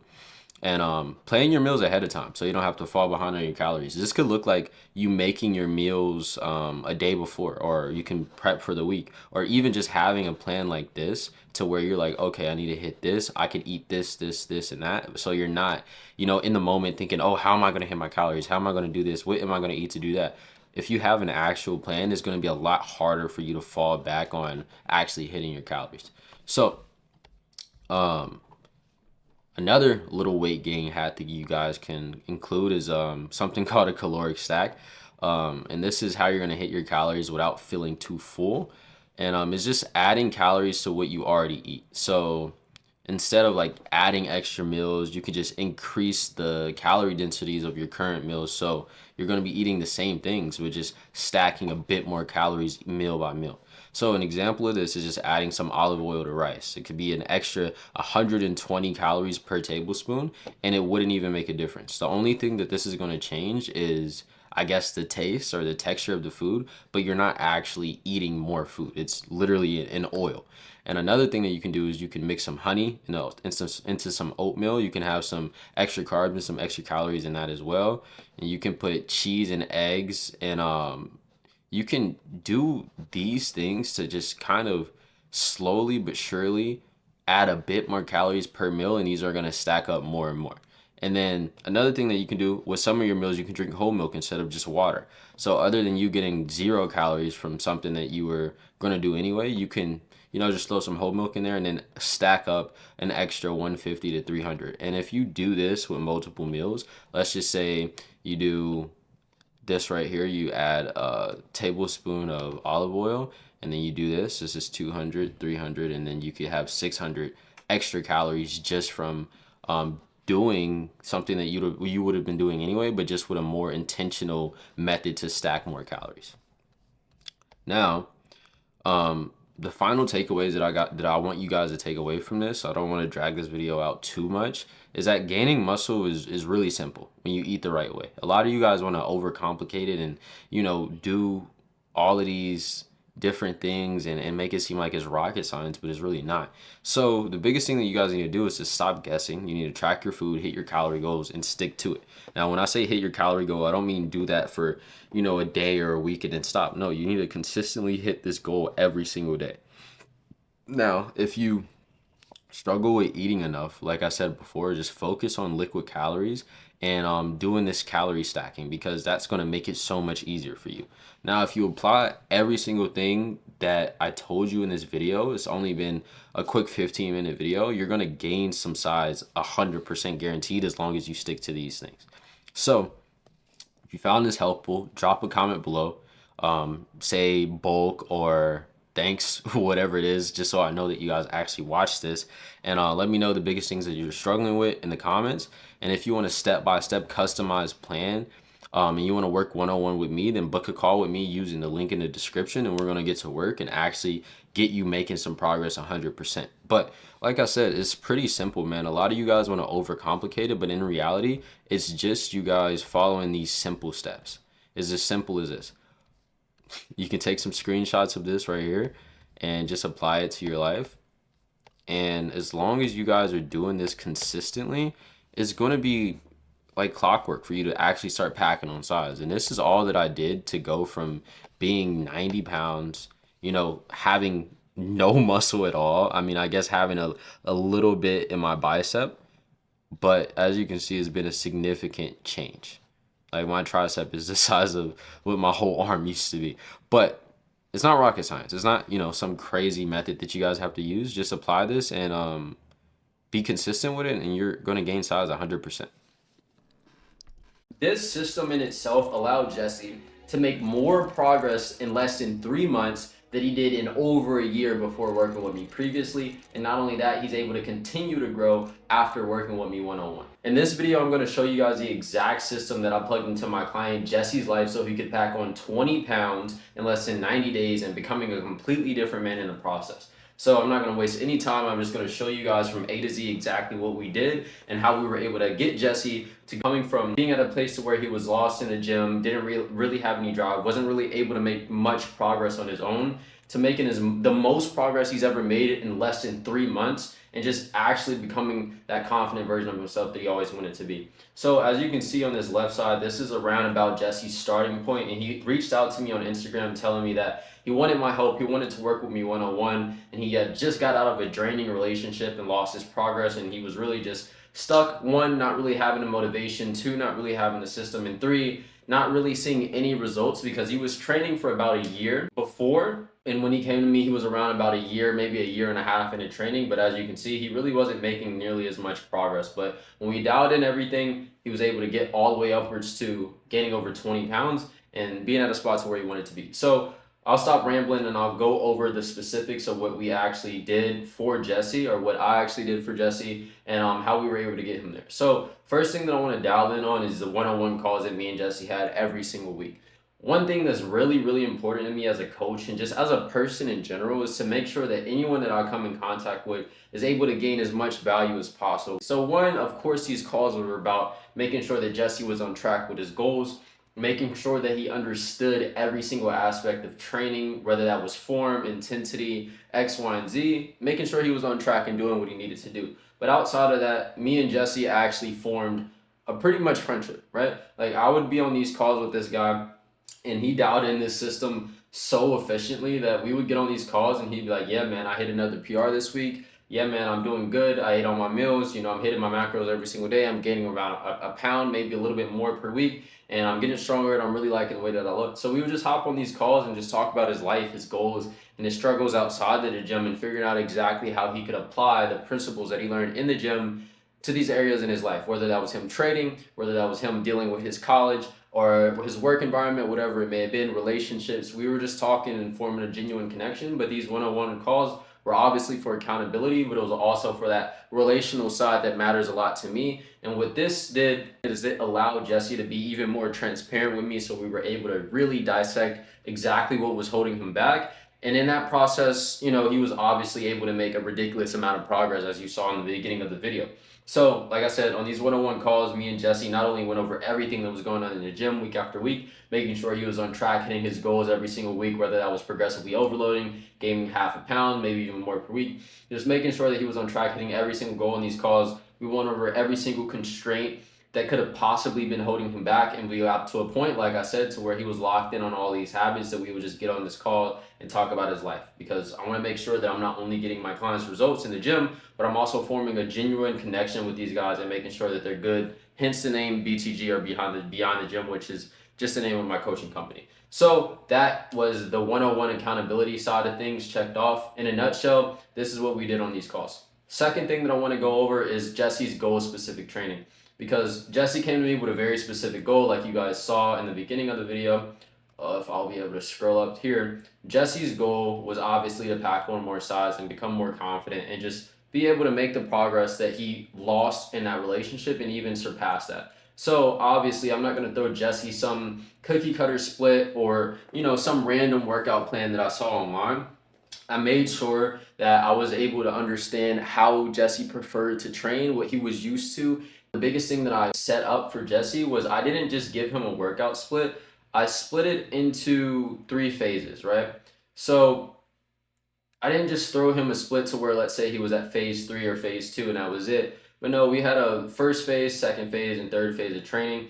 And as you can see, this is a screenshot from just a singular workout that he had to do a random day. Because I'm obviously not just going to give out the whole split that he did. Otherwise, it would take up this whole screen because it was over the course of over 3 months. But in the first phase, I made sure that Jesse was able to just understand how to train.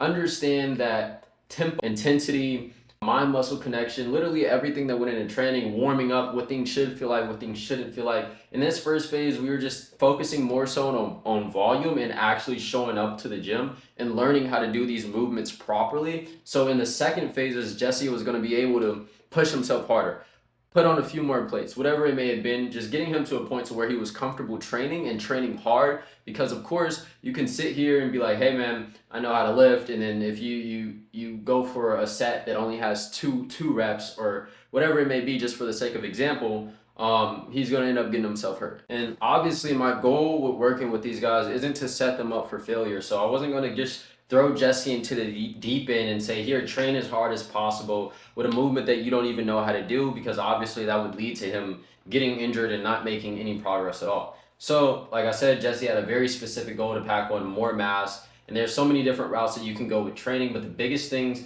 that we wanted to make sure that we did was one, have a training split that could actually work with his schedule, where that was with work, college, or whatever it may have been with his personal life. And I wanted to make sure that this was something that actually worked for his lifestyle specifically. Not just some split that I thought would work, some split that I knew 100% would work with his schedule, with his lifestyle, with everything that he had going on. Because obviously my clients are human, they're not robots. They're not going to just be able to just be like, okay, I'm going to do this and cut off every single aspect of my life. No, we want to make sure that this actually works for their lives specifically. And that's why I didn't throw him just some cookie cutter plan that didn't work, or some random workout plan that I just throw at anyone, any and everyone. So we got down to the specifics, the movements that he preferred, what he didn't prefer, and we dialed in every single training phase in the 3 phases, like I said. And this is a screenshot of one of the workouts that we did in phase 1, just to kind of get him used to everything.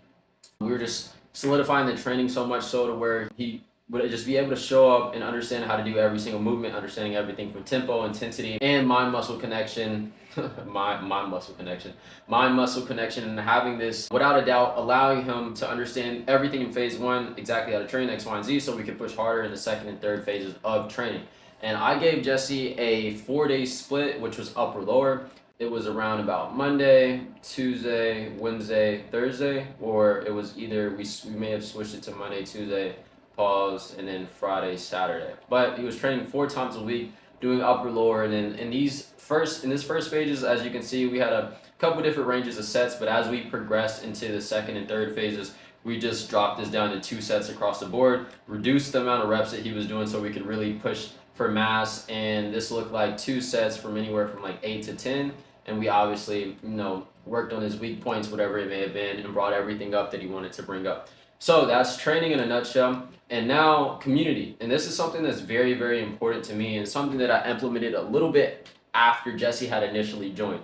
So I realized that not only did these guys need some type of support from me, training, nutrition guidance, but they also needed a community. They need people that are on the exact same journey that they're on, doing the exact same thing, have the exact same mindset, and the exact same willingness to put in the work, and ultimately just give them more of a reason to push themselves harder. And that's exactly what I implemented a couple weeks into me and Jesse working together. As you can see, these are a couple of guys that were in BTG, or that are in BTG, and we would hop on these group calls every single week and just talk about life, talk about what was holding them back in the gym, things that they needed to work on, things that they wanted to improve on outside of the gym, like I said, and just having a community full of guys that, one, we're on the same journey, like I said, because every single one of these guys were working with me one-on-one, yes, but just adding them into a group and forming a brotherhood just allowed every single person inside of BTG to be better as a result of that. So like I said, I wanted to make sure I didn't just give my clients a meal plan or a workout plan, but I wanted to provide them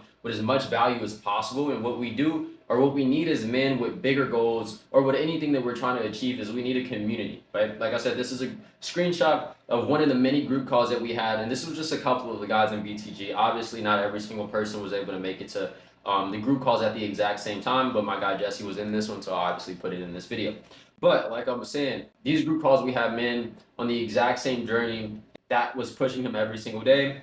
not only holding him accountable with these guys, holding them accountable too, and forming a real connection with other people. This in itself gave him even more drive to push himself even harder, because it wasn't just me holding him accountable, but it was multiple other guys too. And these guys were able to just sharpen each other and continue to push each other and improve every single day. So not only was Jesse able to have a relationship with just, let's say, online coach, which is me, and I'm typing this with my mouse, or drawing this with my mouse, so it may look a little bit crazy. And then this is, let's say, Jesse, right? And this is just one person holding him accountable, one person sending him reminders, one person talking to him every single day. And of course, this could work because obviously, whether we had this community or not, Jesse was going to make progress.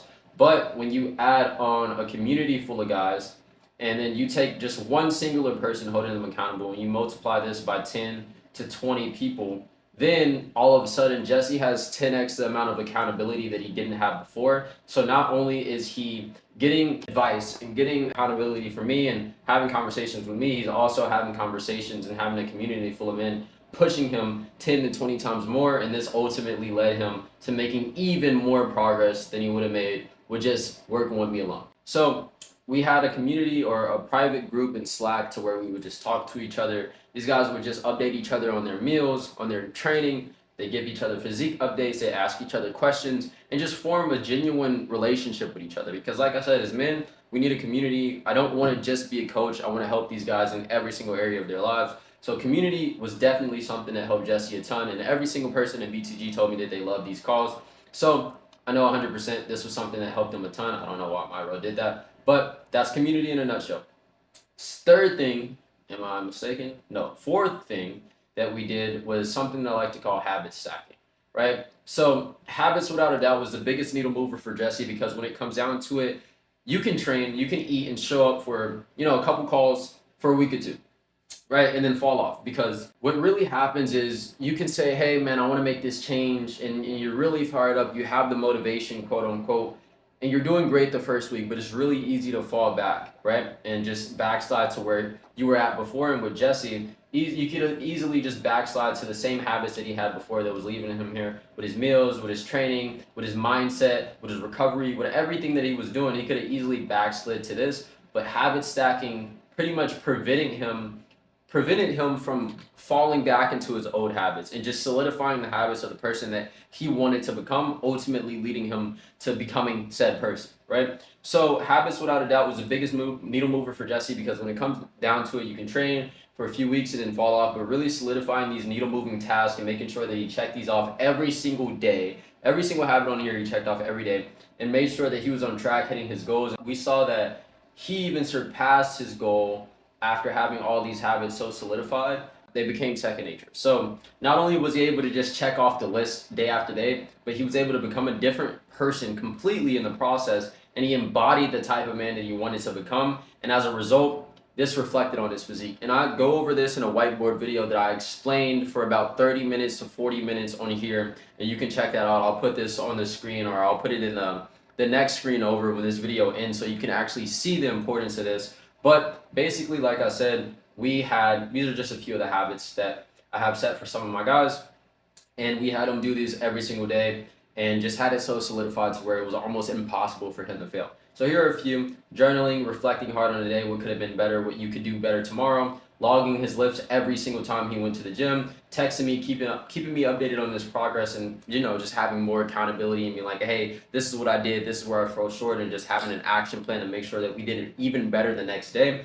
And obviously things like weighing himself dry in the morning, making sure that he was actually on track to hit that weight goal that we had set, because obviously gaining 20 pounds is no super easy task, and if we were going to fall off, I wanted to catch it right then and there so he wouldn't completely fall off and stop making progress. So us doing this just allowed us to, like I said, linearly progress every single week. And here are a few things, obviously, like cardio, drinking a gallon of water, hitting his macro goals, hitting a wake up time, because this is very important. Just having a set routine so solidified into Jesse that he, like I said, once again, became a completely different person in the process, right? So this is habit stacking in short, and like I said, I have a full-blown 30-minute video going over this and how important it is to habit switch / habit stack. And this in itself helped Jesse even more. And then lastly, we had some identity shifting modules, and this is basically even more bonuses for Jesse to upgrade his mindset and just understanding everything from the real reason he stayed small upwards to this point, what happened if he didn't change, what happened if he does change, basically just making it crystal clear on how exactly this is going to affect him, not only in the gym, but outside of the gym as well. And the Skinny Guy playbook, you know, how muscle growth actually works, making sure that he knows everything from A to Z. I don't want my guys just being like, hey, I'm going to blindly follow this. I want to make sure that they understand why they're doing what they're doing every single day, why it's important to track, why it's important to log, why it's important to do tempo or train with a certain tempo. Why it's important to think a certain way, X, Y, and Z. All of these things are ridiculously important. And so I made sure that my guys understand this in and out, because my goal as a coach isn't to have these guys holding my hand forever. My coaching program is 12 weeks or 3 months. And that's the hard stopping point that I want my guys to be able to learn exactly what to do, get the result, and be able to understand it so much so that if they chose to, then they can just go out and make progress completely on their own. And that's exactly what my guy Jesse is doing. But like I said, some of my clients like to just work with me after this. So if they chose to continue working with me, then they could. But like I said, I don't want them being so dependent on me to where, let's say, I die one day or they stop working with me and then they lose their progress, right? I want my guys to be set up for success in the long run. Something like, you know, giving a man a fish versus teaching them how to fish, right? One's going to have it, one's going to have it for a lifetime, or one's going to have it temporarily, one's going to have it for a lifetime. And obviously, you know, while most guys train wrong, the actual eating problems, like the psychology behind the things that was holding them back, you know, why motivation is a lie and he shouldn't be, you know, completely dependent on it, what he needs to avoid or what caused him to fall off in the past. And, you know, setting up a training routine. So once he's able to actually solidify everything, let's say he's not on the program anymore, he could easily just make his own split or follow the split that I gave him, whatever it may have been, right? And then building his meal plan and then tracking his progress, like I said.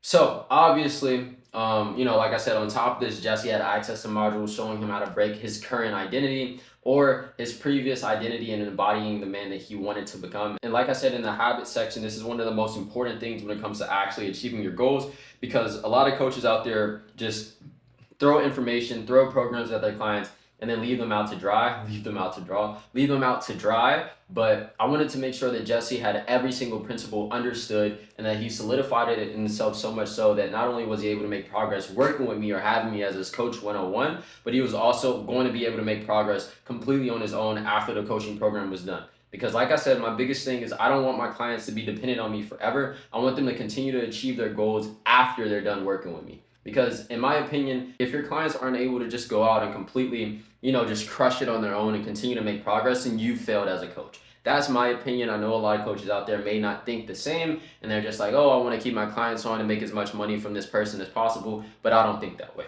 right? So these are the core things that we solidified in the Jesse, and this is how he was able to pack on over 20 pounds in less than 90 days after being stuck in kind of a cycle of starting or making a bit more progress and then falling off for about a year, right? So this system in itself allowed Jesse, and I'll say this again, to make more progress in less than 3 months than he did in over a year before working with me previously. And not only that, he's able to continue to grow after working with me one-on-one, right? So obviously you guys are able to see everything that I did from start to finish, and obviously this information is good and you can apply this to yourself, but the reality of it is there's thousands of YouTube videos like this online, there's thousands of training programs out there online, there's ChatGPT, you have all the information, right? Like me, I'm sharing this information that my clients pay me for free, and the reason why I'm able to do this and not be worried about it is because, one, I want you guys to be able to make progress on your own. So if you take all of this and apply it to your life, the habit stacking, surrounding yourself with the right community, you know, having everything dialed in, you can 100% make progress. But the reality of it is information does not equal implementation, right? And the biggest thing is a lot of people have this confused. They think if I just have all the information that I'm somehow just going to magically get the result. But if that was the case, you wouldn't even be watching this video. This video is around 15 to 20 minutes long. If you already made the progress that you wanted to make, you wouldn't be here so far, right? You would have clicked off the video and like, man, I'm doing perfectly fine. You could easily watch 1,000 videos and just learn, and never implement, but that would lead to you never making progress, right? Obviously, Jesse being in a situation for a year, he didn't make nearly as much progress or any progress at all. He was getting discouraged and was at a point to where he was like, man, I don't even know if I should continue training because I'm not growing, right? And that's because he didn't have the right system and he didn't implement the system in the right way. Versus someone like Jesse who joins and he gets the system and he implements it, then he gets the result 100%.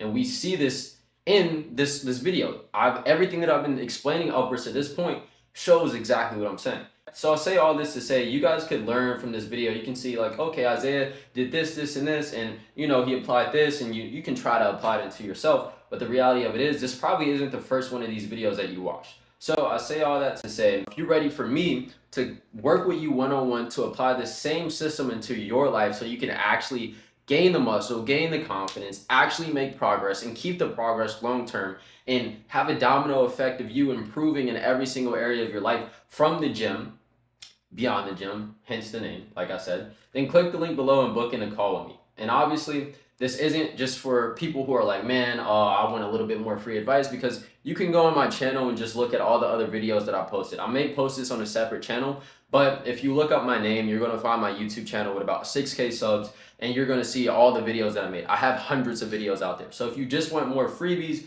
don't click the link below, don't book a call. But if you're actually ready to make a similar transformation that Jesse did, and you're tired of spinning your wheels, you're tired of staying in the exact same spot, click the link below, book in a call with me, and we'll get something going, and we'll make sure that you actually make the progress that you've been wanting to make for years. But like I said, if this isn't you, go ahead and just watch this video, try to apply it if you want to. Do not book that call, because like I said, I'm not going to hop on calls or just any and everyone. I value my time, and I'm not going to sit here and waste my time or your time if you're just like, hey man, I don't even know if I want this. So if you really want this, you're really serious, book in a call with me. But hopefully this was able to help you guys in some way, shape, or form, or at least give you some sort of a roadmap of exactly what you need to do in your life.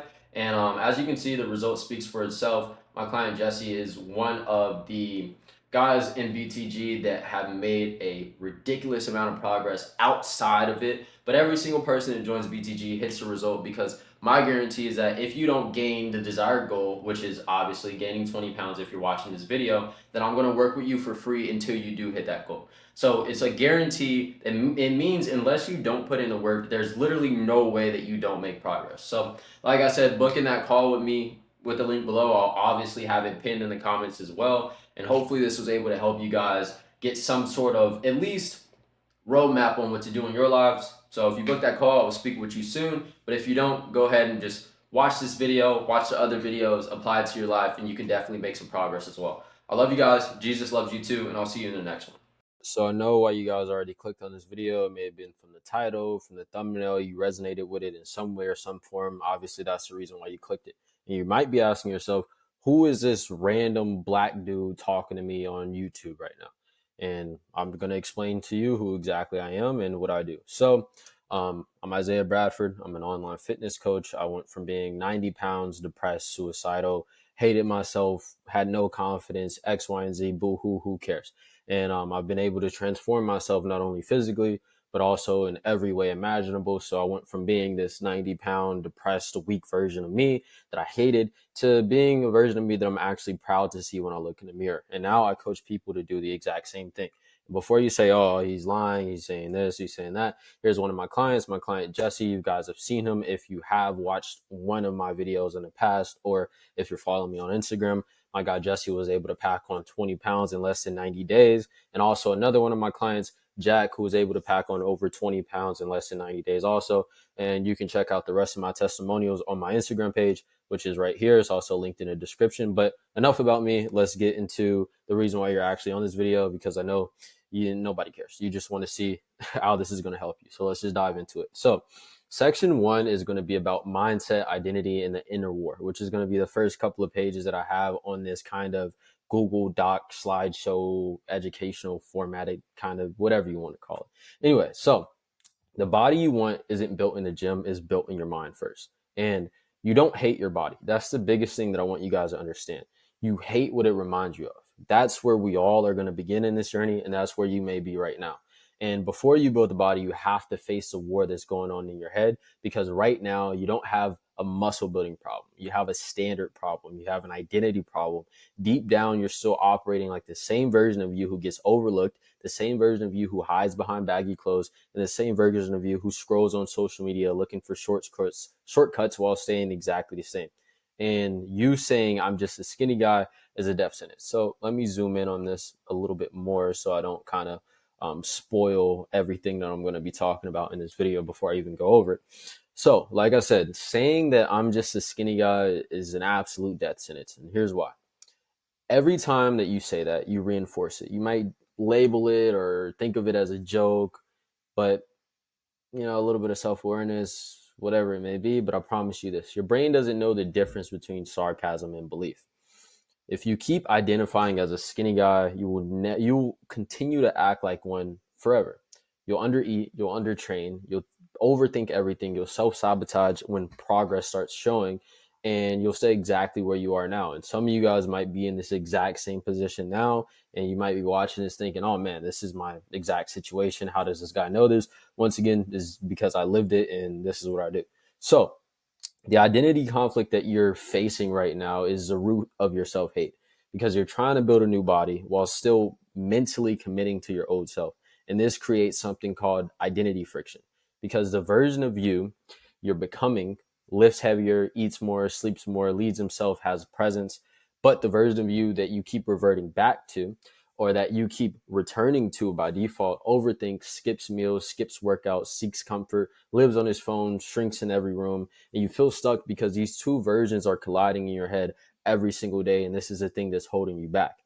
And this is the mindset audit that you need to make right here, right now. And right now, I want you to ask yourself, what do I say to myself every single time I see the mirror, or I see myself in the mirror? I want you to pause this video, go to a mirror, look at yourself, and genuinely ask, what am I saying to myself every time I look? Okay, I'll give you some time. All right, welcome back. Now that you know the answer to that, and ask yourself, what do I feel when I see another guy built the way that I wish I was? Whether this is on Instagram, in person, at the beach, on the pool, whatever it may be. You need to be honest with yourself, because lying to yourself isn't going to get us anywhere. And the moment that you're able to be completely honest with yourself and tell yourself how you truly feel when you see someone built the way that you wish you were built, is where we can start to see a little bit more change. And how often do you pretend that you're okay with your body, to just avoid the shame of realizing that you're not, or admitting that you're not? Because honestly, to be honest, oh, be honest, because you can't change what you refuse to confront. Like I said, a lot of you guys, especially now, like we see this a lot in like morbidly obese or just fat people, right? Like this is something that's being pushed, and obviously you're going to feel the same way, or maybe revert to the same tactics as being pushed now to make yourself feel a little bit better. You might say, oh, I'm okay with being skinny. I'll just wear baggy clothes. I like wearing baggy clothes anyway. Oh, I just like wearing hoodies. If it's 90 degrees outside and someone asks you, oh, why are you wearing a hoodie? You're going to be like, oh, I just like this hoodie. This is what I like to wear. But deep down, we and you both know you wish you were more secure in yourself. You wish you were a better version of yourself. And you wish that you were built the way that you want to be, but you're not. So you cope with it by lying to yourself. We need to stop doing that now, because like I just said, you can't change what you refuse to confront, or what you refuse to realize is the truth, right? So let's continue. Pain is your ally, not your enemy. So like I said, you're not just frustrated because you're skinny. You're frustrated because of what being skinny has cost you. The confidence you've never had in your chest, shoulders, and arms. A lot of you guys are covering up your body. Like I said, this is something that I used to do when I was 90 pounds. I would cover up myself no matter where I went. And you're also missing out on, or this is costing you, the respect that you get from other men. Because whether you want to come to terms with it or not, physical stature, the way that you're built, or the way that you present yourself, is always going to play a role in the respect that you get from other people, but especially from other men. If you're a skinny guy, you know this especially. Some of you guys may walk into a room and people don't take you seriously. Your boss may take you as a joke, or even the girl that you with may not respect you as much as she could if you were to take care of yourself the way that you realize. All right. And it's also costing you the way that you doubt yourself in conversations, relationships, and social settings. Like I said, if you're insecure in yourself, if you're not proud of who you are, if you're really ashamed of the skin that you're walking in, you could never truly carry yourself the way that you want to in conversations, relationships, or just around people in general. Because if you're having a conversation with someone and that voice in the back of your mind is telling you, oh, I wonder if they can see this, or are they thinking about how skinny I am, or are they making fun of me over there? Are these people thinking this, or these people thinking that? And all these thoughts you're having to collide in your mind is going to hold you back in conversations by default. And then obviously in relationships, especially if you're in a relationship with a beautiful woman that you're truly attracted to and you love, 9 times out of 10, I even say 10 times out of 10, your woman is going to be more attracted to you if you actually take care of yourself and if you're more confident. And realistically, you know, as cliche as it may sound, or how, you know, bad this may seem, if you're built better, your woman's going to be more attracted to you. And if you're not, and if you're insecure in yourself, you're going to be insecure in your relationship, because you're going to be thinking, oh, well, what if she's looking at this guy, or what if she wants me to be built this way and she's just lying to me? And, you know, all these thoughts that come into your mind, whether you want to realize that they're in there or not, or come to terms with the fact that they're in your head or not, they're going to be there unconsciously or consciously. And then obviously in social settings is going to hold you back, because like I said, in the conversations, you're always going to have these thoughts to where, you know, people are judging you, looking at you, you know, making fun of you. And you're just, if you're not confident in your own skin, you can't really be confident in anything else. Right. And the moments that you didn't take action because of how small you felt, this could be as small as, you know, taking off your shirt at the beach, you know, going someplace because you're scared of what people are going to say. If someone's, oh, let's go out swimming, let's go, like I said, to the beach, or let's go to this place or that place. If you're insecure in yourself, it's going to hold you back from doing these things, or taking actions, or taking the steps that you need to do anything almost, right? If you're not confident enough in yourself and you can't approach a certain type of person, then you never do that. You know, if you're not confident in yourself to approach a woman, if you're not in a relationship, then you're not going to do that, because you're always going to be insecure in yourself and always going to have these thoughts in your mind that's going to be holding you back. But before you guys just think that this is going to be a video of me just like putting you down, or, you know, just being negative, I want you guys to realize that all of this pain that you're feeling right now, this is going to be the fuel to your transformation, right? Because most guys run from that pain. They cope, they numb, they distract themselves, they tell themselves it's not that deep, but you and I both know it is. That pain is your permission to change. Because if you're in so much pain, if you're able to come to the terms of, or come to the fact that you're in a painful situation, or you're not happy with the man that you are, or you're not satisfied with the man that you see looking back at you in the mirror, use that pain to your advantage. Don't run from it. Don't cope with it. Don't numb it. Don't distract yourself. Don't act like you don't care, because in reality, every single man cares about this in some way, shape, or form, whether they try to gaslight themselves into thinking it or not. Right? So use this pain, use these feelings that you have, these insecurities that you have, to your advantage, because like I said, this pain is going to give you the permission that you need to make the change happen, right? And rebuilding from the ground up, and the internal commandments that you're going to need to make this happen, right? You don't rise to your vision, you fall to the level of your systems. This is simple, and this is also going to relate to the saying of, you don't fall to your goals, you fall to your standards. So let's get into it. These are your new rules, and I need you to install them like softwares into your mind, right? And here are the internal growth commandments. 1, I don't miss a meal no matter what. This is going to be hard. I know a lot of you guys are used to living a certain kind of way, and this is going to feel uncomfortable. This is going to feel different. But the moments that you drill these things into your head is going to be the moment to where you make the most progress possible. So 1, like I said, I don't miss meals no matter what. I train with focus, not just motion. I beat last week's numbers, or I reflect on why I didn't. I don't argue with the plan, I execute it. I don't seek motivation, I run on discipline. I review my life weekly, not just my body, and I earn self-respect and follow through. And lastly, I'm becoming the man I said I would be day by day. And say these things out loud, right? Because wherever you are in your spiritual standpoint, obviously I'm a Christian, man. I'm a follower of Christ. And in the Bible, it says that the tongue, if you speak life, it's powerful. And it's the same thing vice versa. So if you are to say these things to yourself and act on them, and repeat them to yourself over and over, and engrave them into your mind, it's going to be much easier for you to follow through on them, regardless of what you believe in or what you think, right? So say these things out loud and mean them, and prove them with your actions, right? Write them down, live by them. Like I said, prove them with your actions, whatever it is, whether you have a whiteboard, whether you have a notebook, whether you want to put it on your phone, whatever it may be. If you're actually committed to this transformation, you need to review these, and you need to repeat them to yourself, or constantly remind yourself of this pretty much all the time, right? And this is why most guys stay the same, even with quote unquote motivation. I want you guys to understand motivation is just a high. It's the dopamine that you get from thinking about change. But when you wake up tired, when the scale hasn't moved in 10 days, when your friends are asking you why you're still eating the same thing again, motivation isn't going to be there. And that's where most guys give up because they feel or they think the feeling of wanting to change should always be there. But that's not how growth works. Growth is quiet, repetitive, boring, and relentless. And it's not exciting anymore.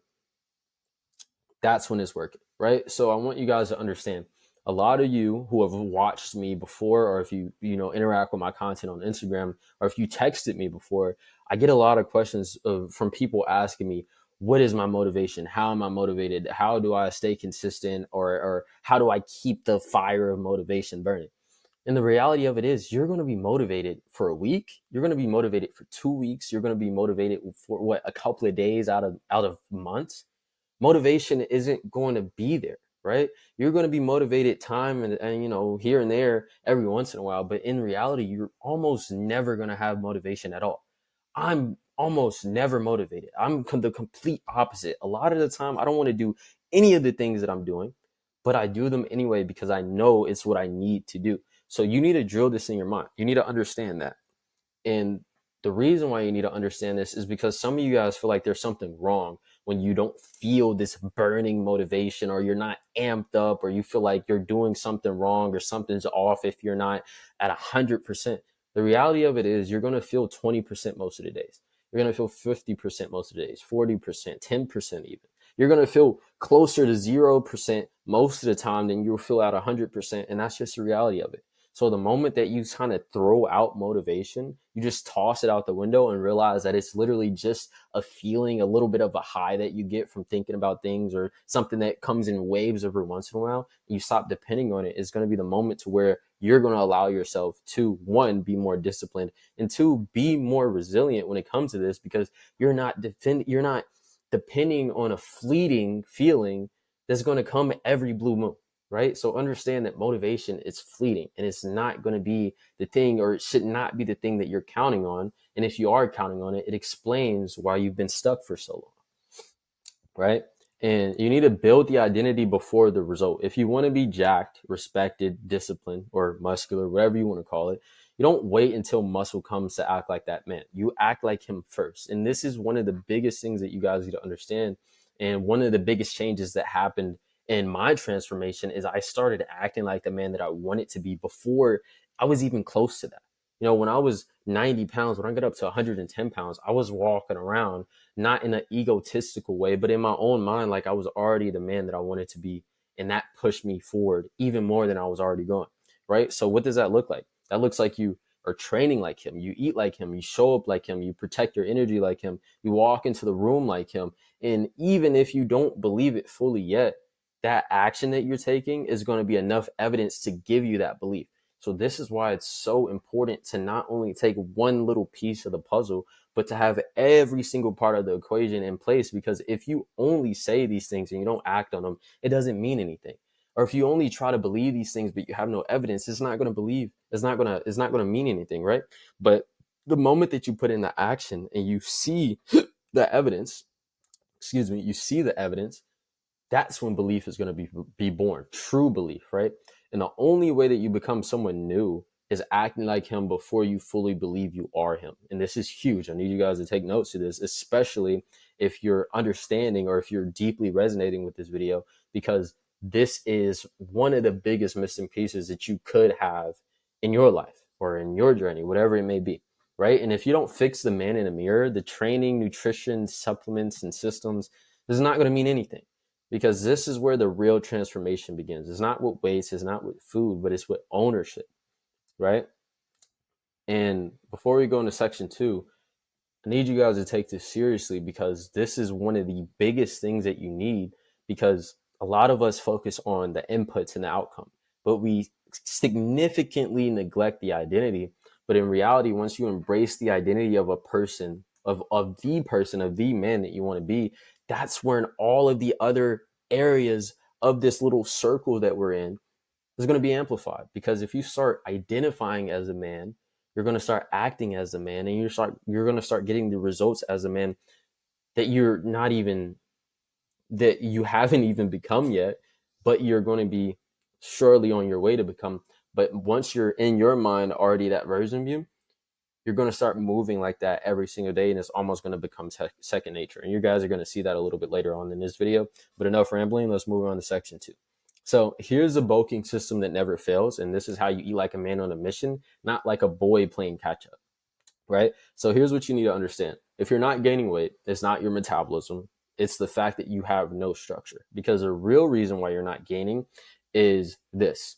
So let's kill this, line up front. Like, I can't gain weight no matter how much I eat. We hear this all the time. I used to make this excuse. You could be making this excuse right now. And it's a lie. You can't not gain weight no matter how much you eat. You're just simply not eating enough, right? So like I said, you think you're eating a lot. You remember the 1 or 2 days you ate a huge meal and felt bloated, but you forget the 5 days that you skipped breakfast, the days that you missed dinner because you were busy, and the random weekend that you ate 1,600 calories, but you told yourself you felt full. Muscle isn't built on memory, it's just built on math, and numbers don't lie. So you could go 2 days eating 5,000 calories. Okay, whoop-de-doo, good job. But don't use that as an excuse for you not being able to gain weight no matter what, when you only ate 1,000 calories a couple of days after that, or for weeks on end after that, right? You can have these little episodes to where you're locked in or where you're eating a lot of food, but until you dial in with the consistency of that, stop blaming your metabolism, because it's not your metabolism fault. It's your fault, okay? So here's your caloric surplus blueprint.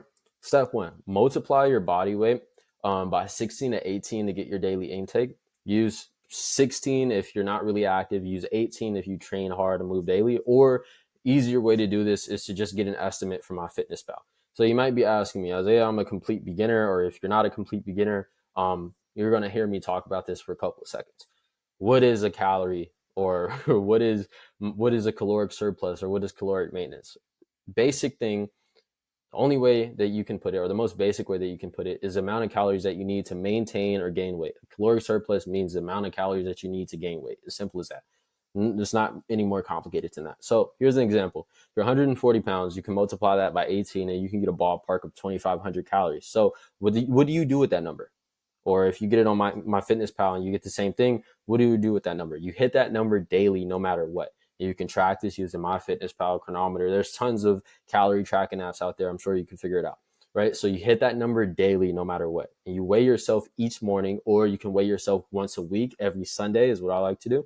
And same time, fast it in your underwear after you use the bathroom. Might be a little bit weird, like, Isaiah, why are you telling me to get in my underwear? Bro, I'm just trying to tell you how to accurately track your weight. Don't take it the wrong way. Yes, you got to do it after you use the bathroom. Sorry, bro. You got to get accurate weight. So you got to do what you got to do. Weigh yourself in your undies, or if you have a scale at home, you could weigh yourself with nothing on if you want a really, really accurate number, right? And if your weight doesn't go up after 7 days, increase the calories by 200 and repeat this cycle until the scale moves, because the data is going to be the truth no matter how you feel. So if you feel like, oh, I've been locked in, I've been eating so much, but the scale hasn't moved in 3 months, then you're not. Who cares how you feel? The truth or facts don't care about how you feel. Okay. Numbers don't lie. And if you're consistently gaining, good job, keep it up. And if you ever plateau, just rinse and repeat this cycle. You could take a screenshot of this if you want to, but it's really simple. You don't need to overcomplicate it. A lot of people try to overcomplicate it to sell you their crazy solution, but this is all it is. This is the most basic way I can put it. And this is why you fail, is because you're stuck in this little guessing trap, or that's what I like to call it, at least. You try to eat more, but you don't track it. And you want to grow, but you don't systemize it. You want to start strong, but you fall off because your meals change every day. And I'm going to tell you exactly how to fix it. So here's meal planning for execution, not for excitement. And sorry for you guys who think this is going to be, a roller coaster, rainbows and sunshine, whoop-de-doo kind of journey. It's not. It's really not. Because your body isn't built on variety. It's built on consistency. So we're going to use the 3 anchor meals and the 2 add-on structures. And this is exactly what this could look like. Like I said, this is just going to be an example. So don't just take this and, think that this is like the holy grail gold mine. This is exactly what I need to eat. This is literally just for the sake of the example. So you can obviously do something different. But for you guys who are completely lost, use this as a gauge, right? So here's a repeatable daily meal plan. Meal 1, breakfast. You could have 4 whole eggs, 2 slices of sourdough, 2 servings of oats with banana and peanut butter and 1 cup of whole milk. This is around 750 to 900 calories, depending on, how much you add on, oats, I mean, not oats, oils, butters, whatever it may be. Like I said, this is just for the sake of example. Meal two. Oh, we're already at like 750 to 900, so keep that in mind. Meal two, you can have 6 to 8 ounces of chicken thighs or beef.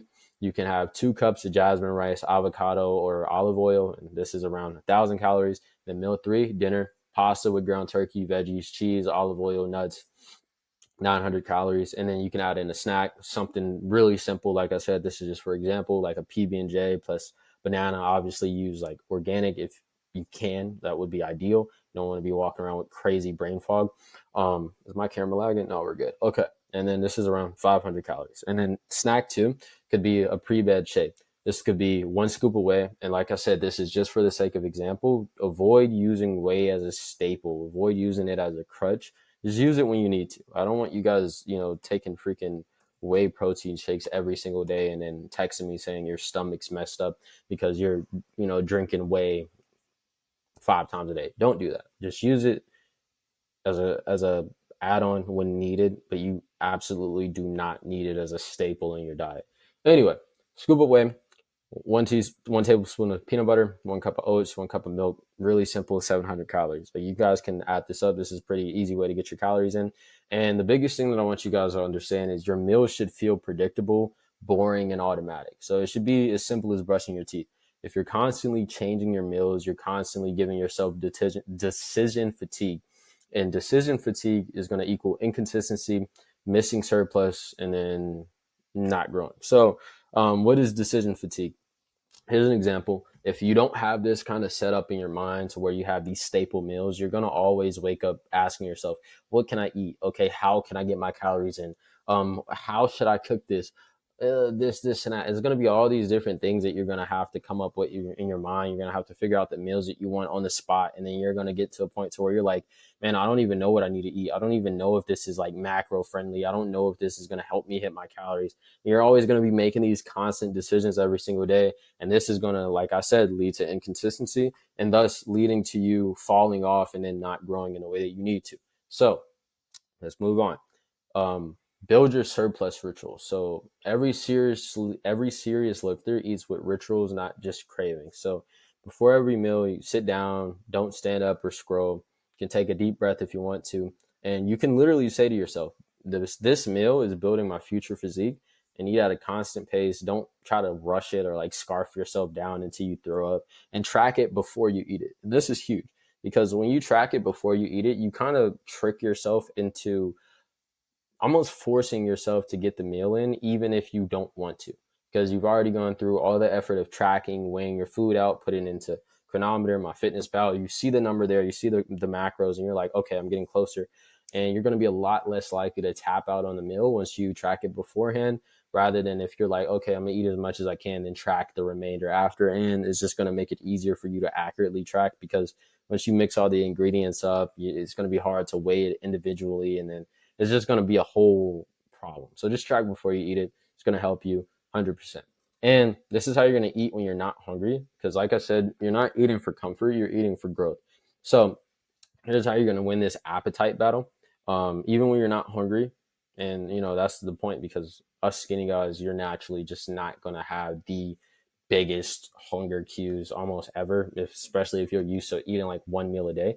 So just front load your day. 40 to 50% of your calories by lunch, ideally, because you don't want to be stuffing yourself at nighttime and then not even hitting your calories. And if it comes down to it, you can use liquids. It could be milk, shakes, smoothies, etc. You can stuff a ton of calories into these and get them down almost like nothing. And keep your fats pretty high.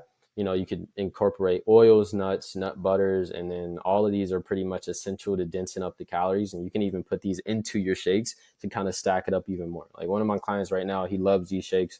He makes his own. They're around like 1,500 calories, and it's made it significantly easier for him to hit his caloric goal, because before he was just trying to eat solid food and it just wasn't cutting it out for him. So also digestive pacing, avoid massive portions, just break your meals into chunks, because if you're eating massive meals and you have absolutely no appetite at the end of the day and you're gagging trying to eat your food, That's not really going to get you anywhere. And like I said, log everything into MyFitnessPal before you eat, and don't chase perfection, just chase the calories. And obviously, you guys don't want to be drinking like chocolate milk and eating donuts 24/7. But if it really comes down to it, especially if you're a younger guy, you can afford to dirty up the calories a bit, but keep it ideally 70 to 80% as clean as you can, and you'll be fine, right? And here's some supplements that you can take only if your food is actually dialed in, because supplements aren't going to be some magic thing that's going to 10x your freaking growth. It's just not the case. They're just going to assist you a bit. So like I said, whey protein, use it as a supplement, not as a staple. Creatine monohydrate, you can drink or you can take 5 grams a day, if not a bit more. Like I take around 10 myself. And with creatine, just make sure you're drinking at least a gallon of water per day, because you don't want to dehydrate yourself and then just have failed organs, because that wouldn't be any fun for anybody. Then you're like in the freaking hospital or something.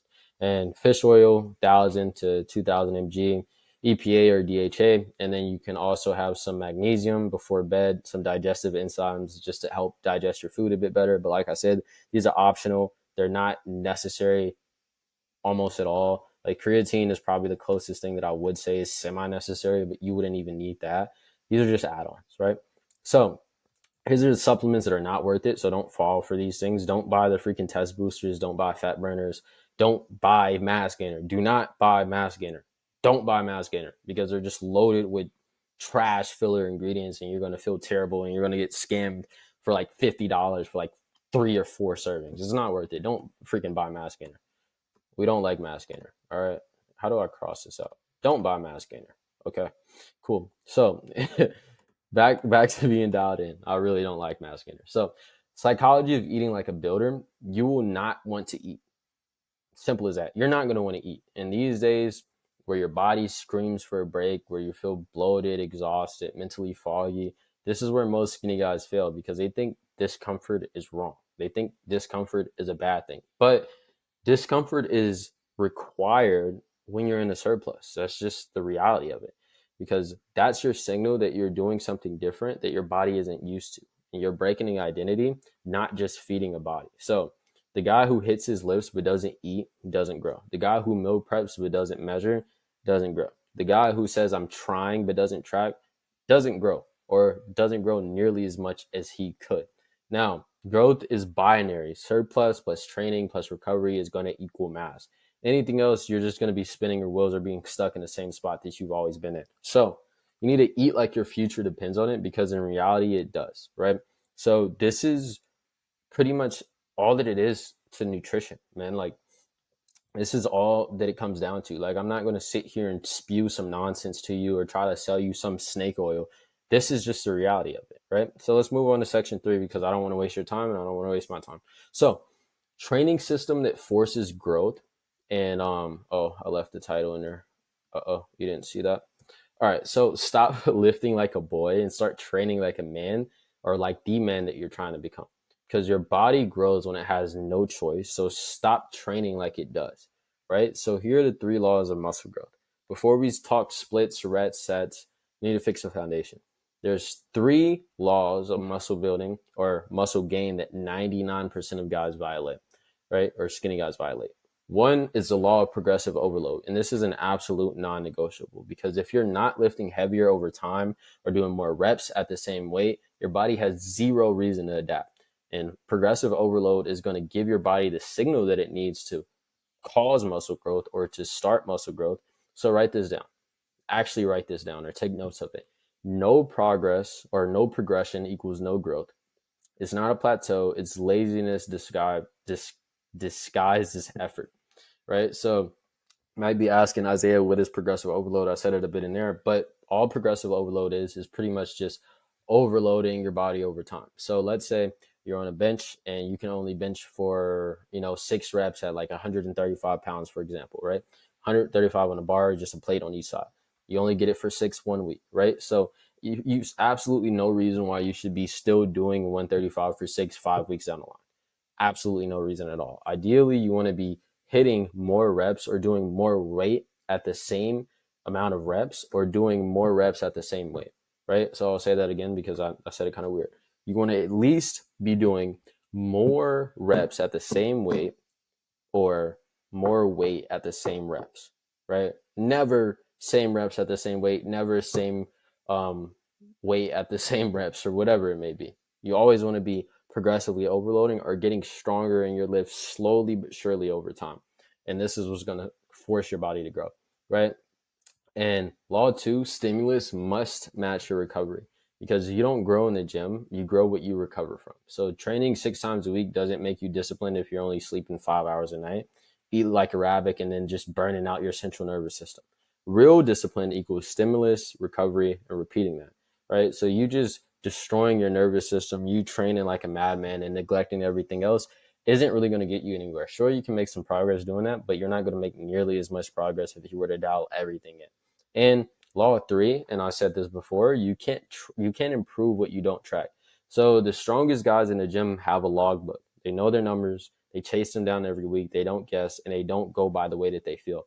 So you might be asking, Isaiah, what the heck is a logbook? It's literally just the amount of weight that you're doing, the amount of sets and the amount of reps that you're doing, and the intensity that it took, and taking notes on how hard the set was. So like I said in the other example, let's say you took a log of the bench set that you had. Okay. So for example, let's say you do one plate on each side for 6 reps. Cool. That was the absolute most that you could do. Perfect. Now note that whether in your notes app, in a physical notebook, whatever it may be, write down, I got 135 for 6 reps and this was the intensity. I gave it everything that I got and put the date on there. Okay. Let's say like today is May 27th. Let's say May 27th, I did this amount for this many reps. So you can look back and beat that. And once again, like I said, progressively overload because now you have something that you can actually gauge versus just guessing or going by the way that you feel, right? Because if you want results, track every rep of your key lifts every week forever, right? And this is going to feel tedious. This is going to be going to feel kind of redundant, but once you get the hang of it, it's just going to be a part of what you do in the gym. And it's going to serve you a ton down the line because you're not going to remember the lifts that you did 3 weeks ago. Not accurately, at least. And you're definitely not going to remember the lifts that you did 3 months ago at all, right? So let's move on. Stop working out, and start training because working out is just random. You're just going unplanned, emotionally driven. You saw Trend Twins hit arm day, so you're like, oh, I'm about to go work out and hit arm day myself. Like, no. Training is predated violence. And I know that's a pretty weird way to say it, but it's structured, it's tracked, and is executed with purpose, right? So from this day forward, you are training, not just working out, right? Like I said, training with purpose. And that's also obviously going to be having all of these things in mind and applying them with absolutely no negotiations at all. And here it could be your 12-week training framework. So we're going to build systems like a fortress, or we're going to build this training system like a fortress. Length, 12 weeks minimum. Don't switch your training split every single month. Don't switch your training split every couple weeks.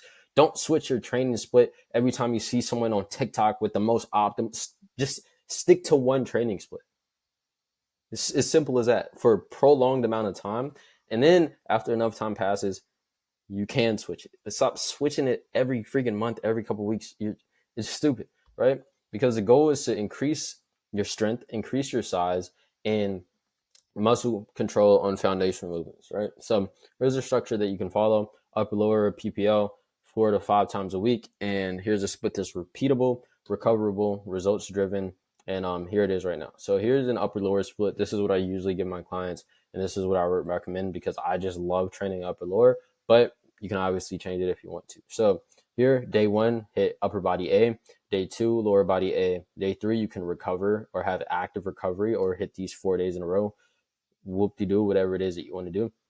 And then you can have an upper body day B, lower body day B, and then have an optional recovery or cardio day and have a full rest day, or just rest on the days that you're not training, right? And this is going to give you a double exposure to your muscle groups weekly, which is essential for skinny guys who don't respond to a once a week kind of bro split or whatever TikTok stuff you guys are doing now. And here's some key movement categories. You're not here to play, you're here to grow. That means building around compound lifts that demand effort and coordination. So push, you could do barbell, dumbbell press, overhead press, dips. Pull, you could do barbell or dumbbell row. pull-ups, lat pull-downs, face pulls, squats, leg presses, Bulgarian split squats, Romanian deadlifts, core accessories, cable curls, tricep rope push downs, calf raises, ab rollouts, X, Y, and Z. Obviously, these are just examples. You can do other lifts as well, but this is just a pretty decent glimpse of a gauge of what you could do if you chose to. Now, here is going to be session structure, the muscle building pyramid. Every training session follows this pattern, right? So first, primary movements is going to be strength focused, 3 to 2 sets, or even, I would even put 3 to 4. I'd say 2 to 3 sets of 4 to 6 reps. Think bench, squat, row. Secondary, and obviously you could change this rep range if you wanted to. Like I said, all of this is just for the sake of example if you have absolutely no idea what you're doing. So secondary compound, volume focus, 3 sets, 2 to 3, 6 to 10 reps, still heavy, but more reps, cleaner tempo. Accessories, mind muscle focus, 3 to 4 or 2 to 3, whatever you choose. I choose to do around 2 to 3 at most, or you could do 4 if you choose to. It doesn't really matter. Well, it does, but just for the sake of example, whatever. Let's just say 3 to 4. 10 to 15 reps, controlled reps, short rest around like 60 to 30 to 60 seconds rest, just to keep the volume up with these accessory movements. Or you can even up that to around like 2 to 3 minutes if you chose to. And then optional finishers, you could do like a burnout or like a stretch focus to where you're really, really controlling the weight. You can do 1 to 2 sets, drop set, rep paused, or stretch holds, or isolated movements, lateral raises, curls, etc. Right? So effort, I'm going really fast, so I just don't want to waste you guys' time. I just realized how fast I was talking. All right, effort, you're still not training hard enough. So let me guess, you hit 8 reps, it felt hard, so you stop, right? That's not failure. That's literally just fatigue. Failure is when you grind out a rep so slow that it takes around 5 seconds, or you feel like you're legit about to die and you couldn't get another rep if somebody had a gun to your head. That's what failure is. Not just, oh, that was a little bit hard. No, it's like if a fat dude had a freaking gun at your head, you couldn't get another rep out if you wanted to, right? And then the rep doesn't even budge. So that's what failure is. Not just, oh, that was hard. Ooh, let me stop. No, bro. Okay. Because this is where growth is going to live, or that's where growth lives. And most of you have actually never been there. A lot of you guys have never even trained the failure or trained hard enough to even know what it truly feels like. So here's a rule: on your last set or your main lifts, or really every set, push to failure or 1 rep short of failure. And on your accessory lifts, go into your form gives out, or until your soul feels like it's leaving your body. And I'm not exaggerating. I mean, like, train as hard as you possibly can until you feel like you're about to die, or until you literally give out, right? And like I said, logbook is going to be your secret weapon, because if you're not tracking it, you're not serious. So create a training log on paper or on your phone or in your notes, whatever it may be, and track every main lift, every single session, every single week. So log the exercise, the weight, the reps, the IRR, reps in reserve, or literally like just the amount of reps that you could have gotten out. Ideally, it should just be 1 or 0. Like I said before, you want to be training at least to failure or 1 rep short of that. And your goal is going to be to beat those numbers every single week by reps, weight, or cleaner execution. So more more weight, more reps, or cleaner form, more dialed in form, right? So volume, frequency, and intensity targets. Let's get precise when it comes to this. So big lifts, bench, squat, pull-up, rows, 8 to 10 hard sets a week. Smaller muscles, arms, delt, calves, 10 to 15 sets per week.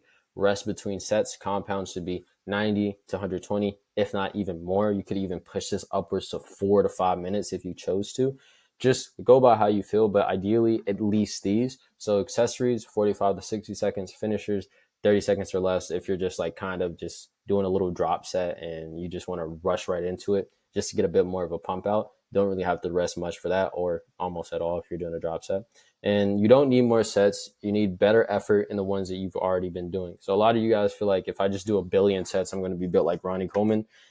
It's actually the opposite, right? So like I said before, you want to be dialed in on the execution, not just on the effort, because sure, you can be putting in a lot of effort, but if you're not putting in effort in the right areas, or if you're training too much, it's going to be counterproductive and you're going to end up not growing from it almost at all, right?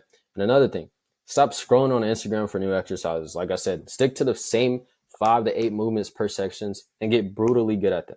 Train with violence and recover with purpose, and repeat with obsession, right? That's how your body becomes a weapon, not just a wish. Like I said in the beginning of this, stop freaking changing your workout split. Stop following these random exercises you see on TikTok, and stop doing these. Oh, the most op, like, dude, if you're 90 pounds, if you're 100 pounds, if you're not sure of what to do in the gym, and if you have like no real muscle on your frame, as harsh as it may sound, you don't need to be worrying about training the most optimally. Just get good at these movements, dial in with them, and perfect them almost, and work with that. You don't need to be doing some freaking upside down supinated cable curl that you saw on TikTok. Sorry. Okay, section 4, lifestyle design and environmental dominance. Because if your life isn't built to support your growth, you'll keep shrinking into it, right? And let's get into what I actually mean by this. Your physique is a reflection of your priorities, and your environment is going to reveal them all. And you might be asking, what do you mean by that? So, first, sleep, the most underrated supplement that you refuse to take seriously, right? You train hard, or you can train hard. You can eat your meals, but if you're getting 5 hours of trash sleep while staring at a screen until 2 a.m., your recovery sucks, your testosterone is going to drop, your appetite regulation disappears, and your body fights growth at entry level, right? So here's how you're going to rebuild your sleep protocol. Go 7.5 to 9 hours of sleep every single night. This is how you're going to implement it. 90 minutes before bed, just cut out all the screens. Cut them out, right? 60 minutes before bed, you can dim the lights, silence your phone. 30 minutes before bed, like I said earlier, you could take some magnesium, stretch, or even go on a late night walk if you want to. And 15 minutes before bed, you can journal. What did I win at today? Or what was a win for today? What can I improve on tomorrow? Or improve on tomorrow, right? And then room setup. This is obviously very specific, but keep your room cold, pitch black it, noise free, and sleep is where you're going to earn what you did in the gym, because you don't build during the day. You just destroy it during the day, right? But if you don't rebuild during the night, you're also destroying it at nighttime. So you need to focus on actually getting high quality sleep, because it's huge, right? And yeah, so I read that wrong. You don't build during the day just to destroy it at night. Same thing, whatever. You guys get it, right? Dopamine. This is huge, right? The drug that's making you weak. So let's get real here. You're not struggling with discipline. You're struggling with overstimulation. Your brain is being hijacked, because if TikTok hits your dopamine receptors 5 times every 30 seconds, they're going to be fried. If Instagram Reels shows you 1,000 shredded guys in 10 minutes, you scroll and scroll and scroll and wonder why you can't focus, eat, train. It's because your nervous system is fried and your willpower is completely shot. So here's how you're going to reset this dopamine, or have this dopamine reset protocol in place, I could say. So every single day, just keep yourself free from your phone every morning. No reels or TikTok after your workouts or meals are done. And notification purge. Turn off your badges, sounds, banners, and delete 3 time wasting apps for 30 days, right? And doing this is going to make you feel so much more free mentally. And you're going to actually be able to focus in on the things that you need to actually prioritize, versus just swiping on Instagram or swiping on or scrolling on TikTok endlessly until your freaking dopamine levels numb. All right, let's go. All right, weekly. I know you guys are watching this. You're like, bro, this guy. Sorry, I got to be a little bit of myself in here. I know I'm locking back in. Here we go. Weekly, 1 full screen evening, or free screen evening, right? 1 weekend silent block, no scrolling for 12 hours. This is going to be very difficult, but it's also going to be very, very, very impactful. And read something that challenges your brain, walk, breathe, and disconnect. Because real men build presence, boys just chase stimulation. And you might be thinking to yourself, oh, Isaiah, this isn't that big of a deal. Like, how's this going to help me get jacked? Like, what do you mean? Like, I scroll on TikTok 16 hours a day. Like, it's not that bad. I promise you, if you're able to implement this for at least a couple of weeks, you're going to see so much of a difference that you're never going to want to go back to the same mind-numbing daily experience that you've been putting yourself through.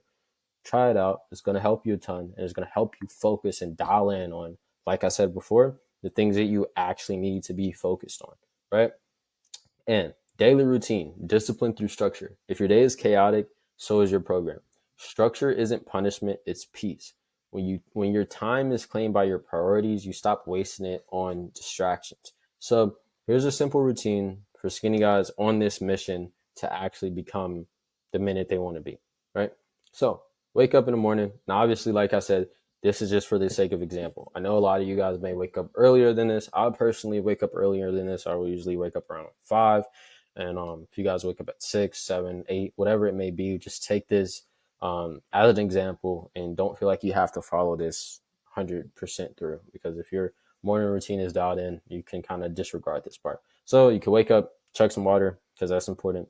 You can get 10 minutes of sunlight or walk, can journal one win, one focus for the day, have a high protein breakfast, plan your training, prep your meals, right? Midday, you can have your training block, post workout meal, focus work or class, whatever it may be. And then hydration could be your digestion walk or hydration, and you could incorporate your digestion walk after you eat. Evening is going to be dinner, your biggest meal. Put your phone on D&D when you're about to go to bed. Cold shower or contrast therapy or a hot shower. I personally would take my cold showers in the morning. But if you choose to take your cold showers at night, that's fine too. Have a pre-bed shake if you choose to, or if you really need to get some more calories in. Journal your wins and review for tomorrow, right? So pretty simple stuff. Like I said, you don't have to take that into 100% consideration and feel like you have to do it. It could just be something that's helpful, right? So here's a Sunday audit, the ritual that rebuilds your life weekly. Every Sunday, do a 30-minute life check-in, no phones, just you and your system. So ask yourself every single Sunday, did I gain weight? Yes or no? Did I beat my lifts? Yes or no? Did I hit 85% of my daily habits? Yes or no? Where did I slip up? Why and how do I fix this? Or what's the fix? How would the 20-pound heavier version of me have acted differently this week? And rinse and repeat this every single week to keep yourself on track with your goals, because this is important. Because if you don't reflect and audit the things that you need to change, nothing is going to change, because you're always going to stay the same without coming to terms with the fact or realizing that a change needs to be made, like I said in the beginning of this. So this ritual alone would do more for your results than any meal plan or program ever could, because like I said, it's going to tell you exactly what you need to do to change, and do so on a very, very consistent basis. And cut the dead weight. This is important. Friends, environment, energy links. You can't keep your circle if it keeps pushing you back or pulling you back into the version of you that you're trying to kill, right? If your friends are asking you, bro, why are you eating so much? You change. One night off won't kill you. You know, these things will kill you if you allow them to, because if you continuously allow these inputs from, or these outputs come into your mind from these other people, and you allow yourself to slip up, if they're like, hey, let's go party, oh, you don't got to eat that, or you can slack off for today, you can slack off for the week, it's not that big of a deal. Over time, this is going to get to you, and you're going to end up backsliding and slipping, and then before you know it, you're going to be back to where you were, or you're just not going to be nearly as close as to the man as you want to be, as you should be, because the old version of you is always waiting for you to come back. So you need to make sure he has nowhere to live. So whether that looks like removing friends from the environments that are inviting you to parties, telling you to do drugs, telling you to be unproductive, removing yourself from unhealthy environments, whatever it may be, remove yourself from them, and protect yourself from going back to the person that you're trying to kill, right? Which is the old version of you. Whether you want to realize it or not, this is huge. So here's some energy audit exercises. Ask yourself this about everything and everyone. Does this help me become the man that I'm trying to become, or does it keep me small? If the answer is it keeps me small, cut it, distance yourself, reclaim your energy. Discipline doesn't just come from habits, but it comes from what you choose to eliminate. And this could also include friends, right? And here's what I like to call a grown man environment setup. If your room looks like a 15-year-old lives in there, you're going to operate like one. A man's environment reflects his priorities. Excuse me, sorry about that. Cleans his space. No fast food wrappers or protein bar trash sitting around his room. Supplements and logbooks are visible. Alarm across the room. Book near your bed.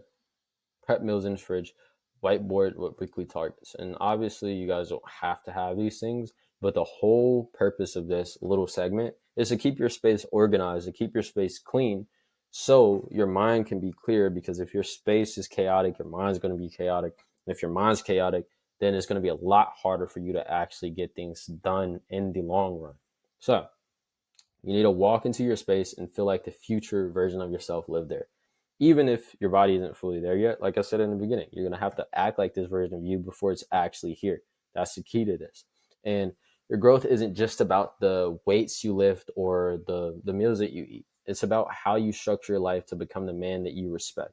So build your environment for war, because becoming someone new is a war. You're constantly fighting against this old version of you that is doing everything that he can to make you come back to the place that you don't want to be in, or to make you be him once again, right? It's literally a war. And section 5, the execution system in the final battle. So you know what to do. So why haven't you done it? The knowledge gap isn't your problem. The execution gap is. And it's time to close it permanently. And this is why you're still stuck, even after watching this whole video of me breaking everything down for you. You don't need another strategy.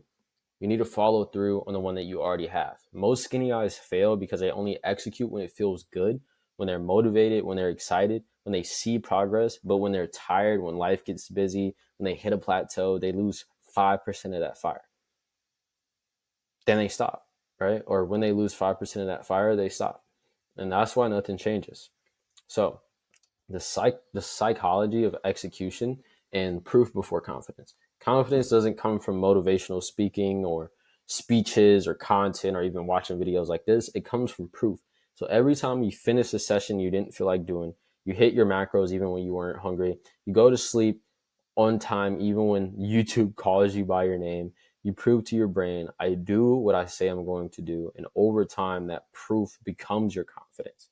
And the non-negotiable checklist that you want to use if you want the 20-pound transformation, then you need to live like the guy who already has it, like I've been saying this whole video. Here's an example. Here's a 5-for-5 execution system.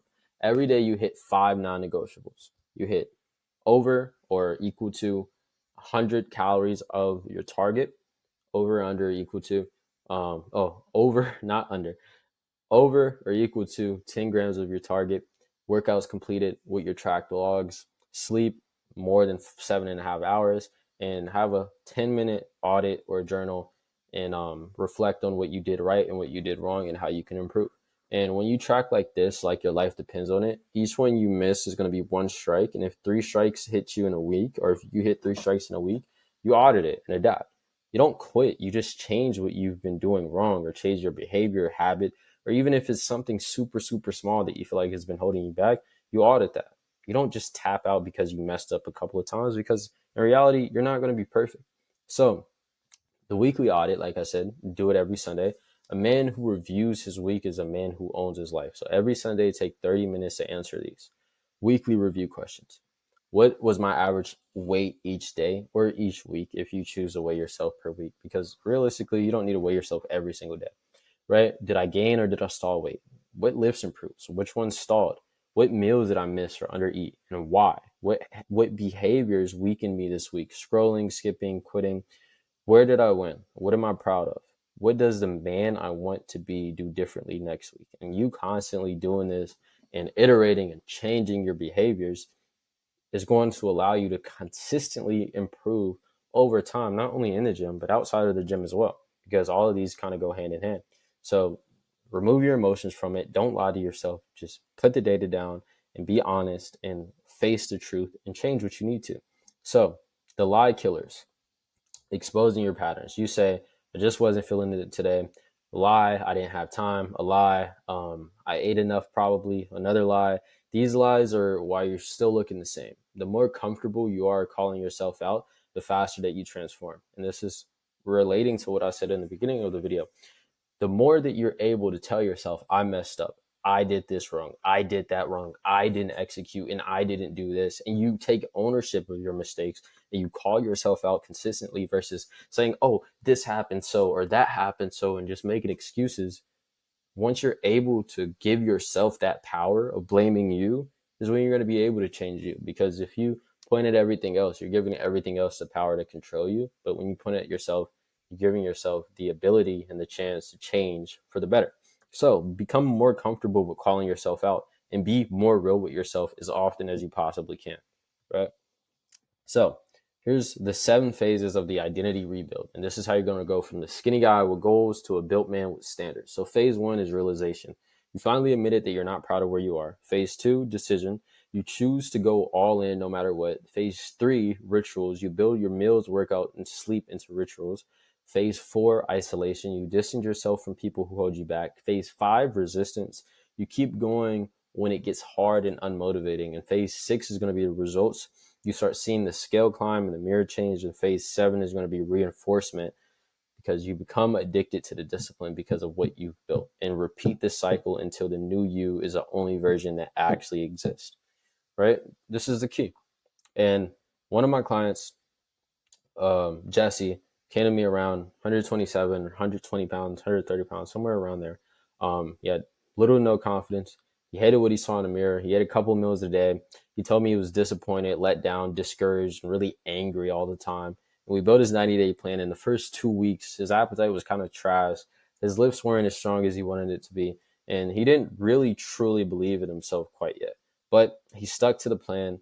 He worked through the resistance. He outworked the version of him that wanted him to give up. And 60 days later, he was around 144 pounds, right? And he had new shoulders, new traps, new strength, new confidence, not just because of the food or the training, but because of who he had become to execute that. And that's what this program is about. You don't need more videos. You don't need another free workout plan. You don't need better genetics, a new app, or some magic macro formula. You need to decide that you're done being the version of you. You're done being this version of you. You're done watching other guys pass you. You're done doubting yourself in every room, and you're done living like the smallest version of yourself. I'm freaking fumbling this. You're done living like the smallest version of yourself is all there is. There we go. I apologize. So here's what happens now. I've been talking for a long time. Give me a break. All right. If this video changed how you see yourself, if you're done trying this alone, and if you're ready to take for a real step-by-step plan, one-on-one coaching in a system that guarantees growth, DM me the word coach on Instagram at Isaiah Yee, or click the link below in the description to book a call with me. And obviously this isn't for everyone. This isn't free. This isn't just going to be something that, tire kickers or guys who are just not really happy with where they are but not willing to make the changes for. This is only for serious guys, only for people who are willing to invest, serious about their transformation, and are ready to actually put in the work, and ready to become or step into the man that they were meant to be. So your physique isn't going to be the only thing that will change. Your discipline, your confidence, your presence, all of it. And it starts with one decision. So let's make it happen. So either text me on Instagram, book a call with me, or hop on a call, come up with your game plan and get something rolling. But if not, I hope this video helped you guys. God bless you. Jesus loves you. I love you guys too. And I really hope this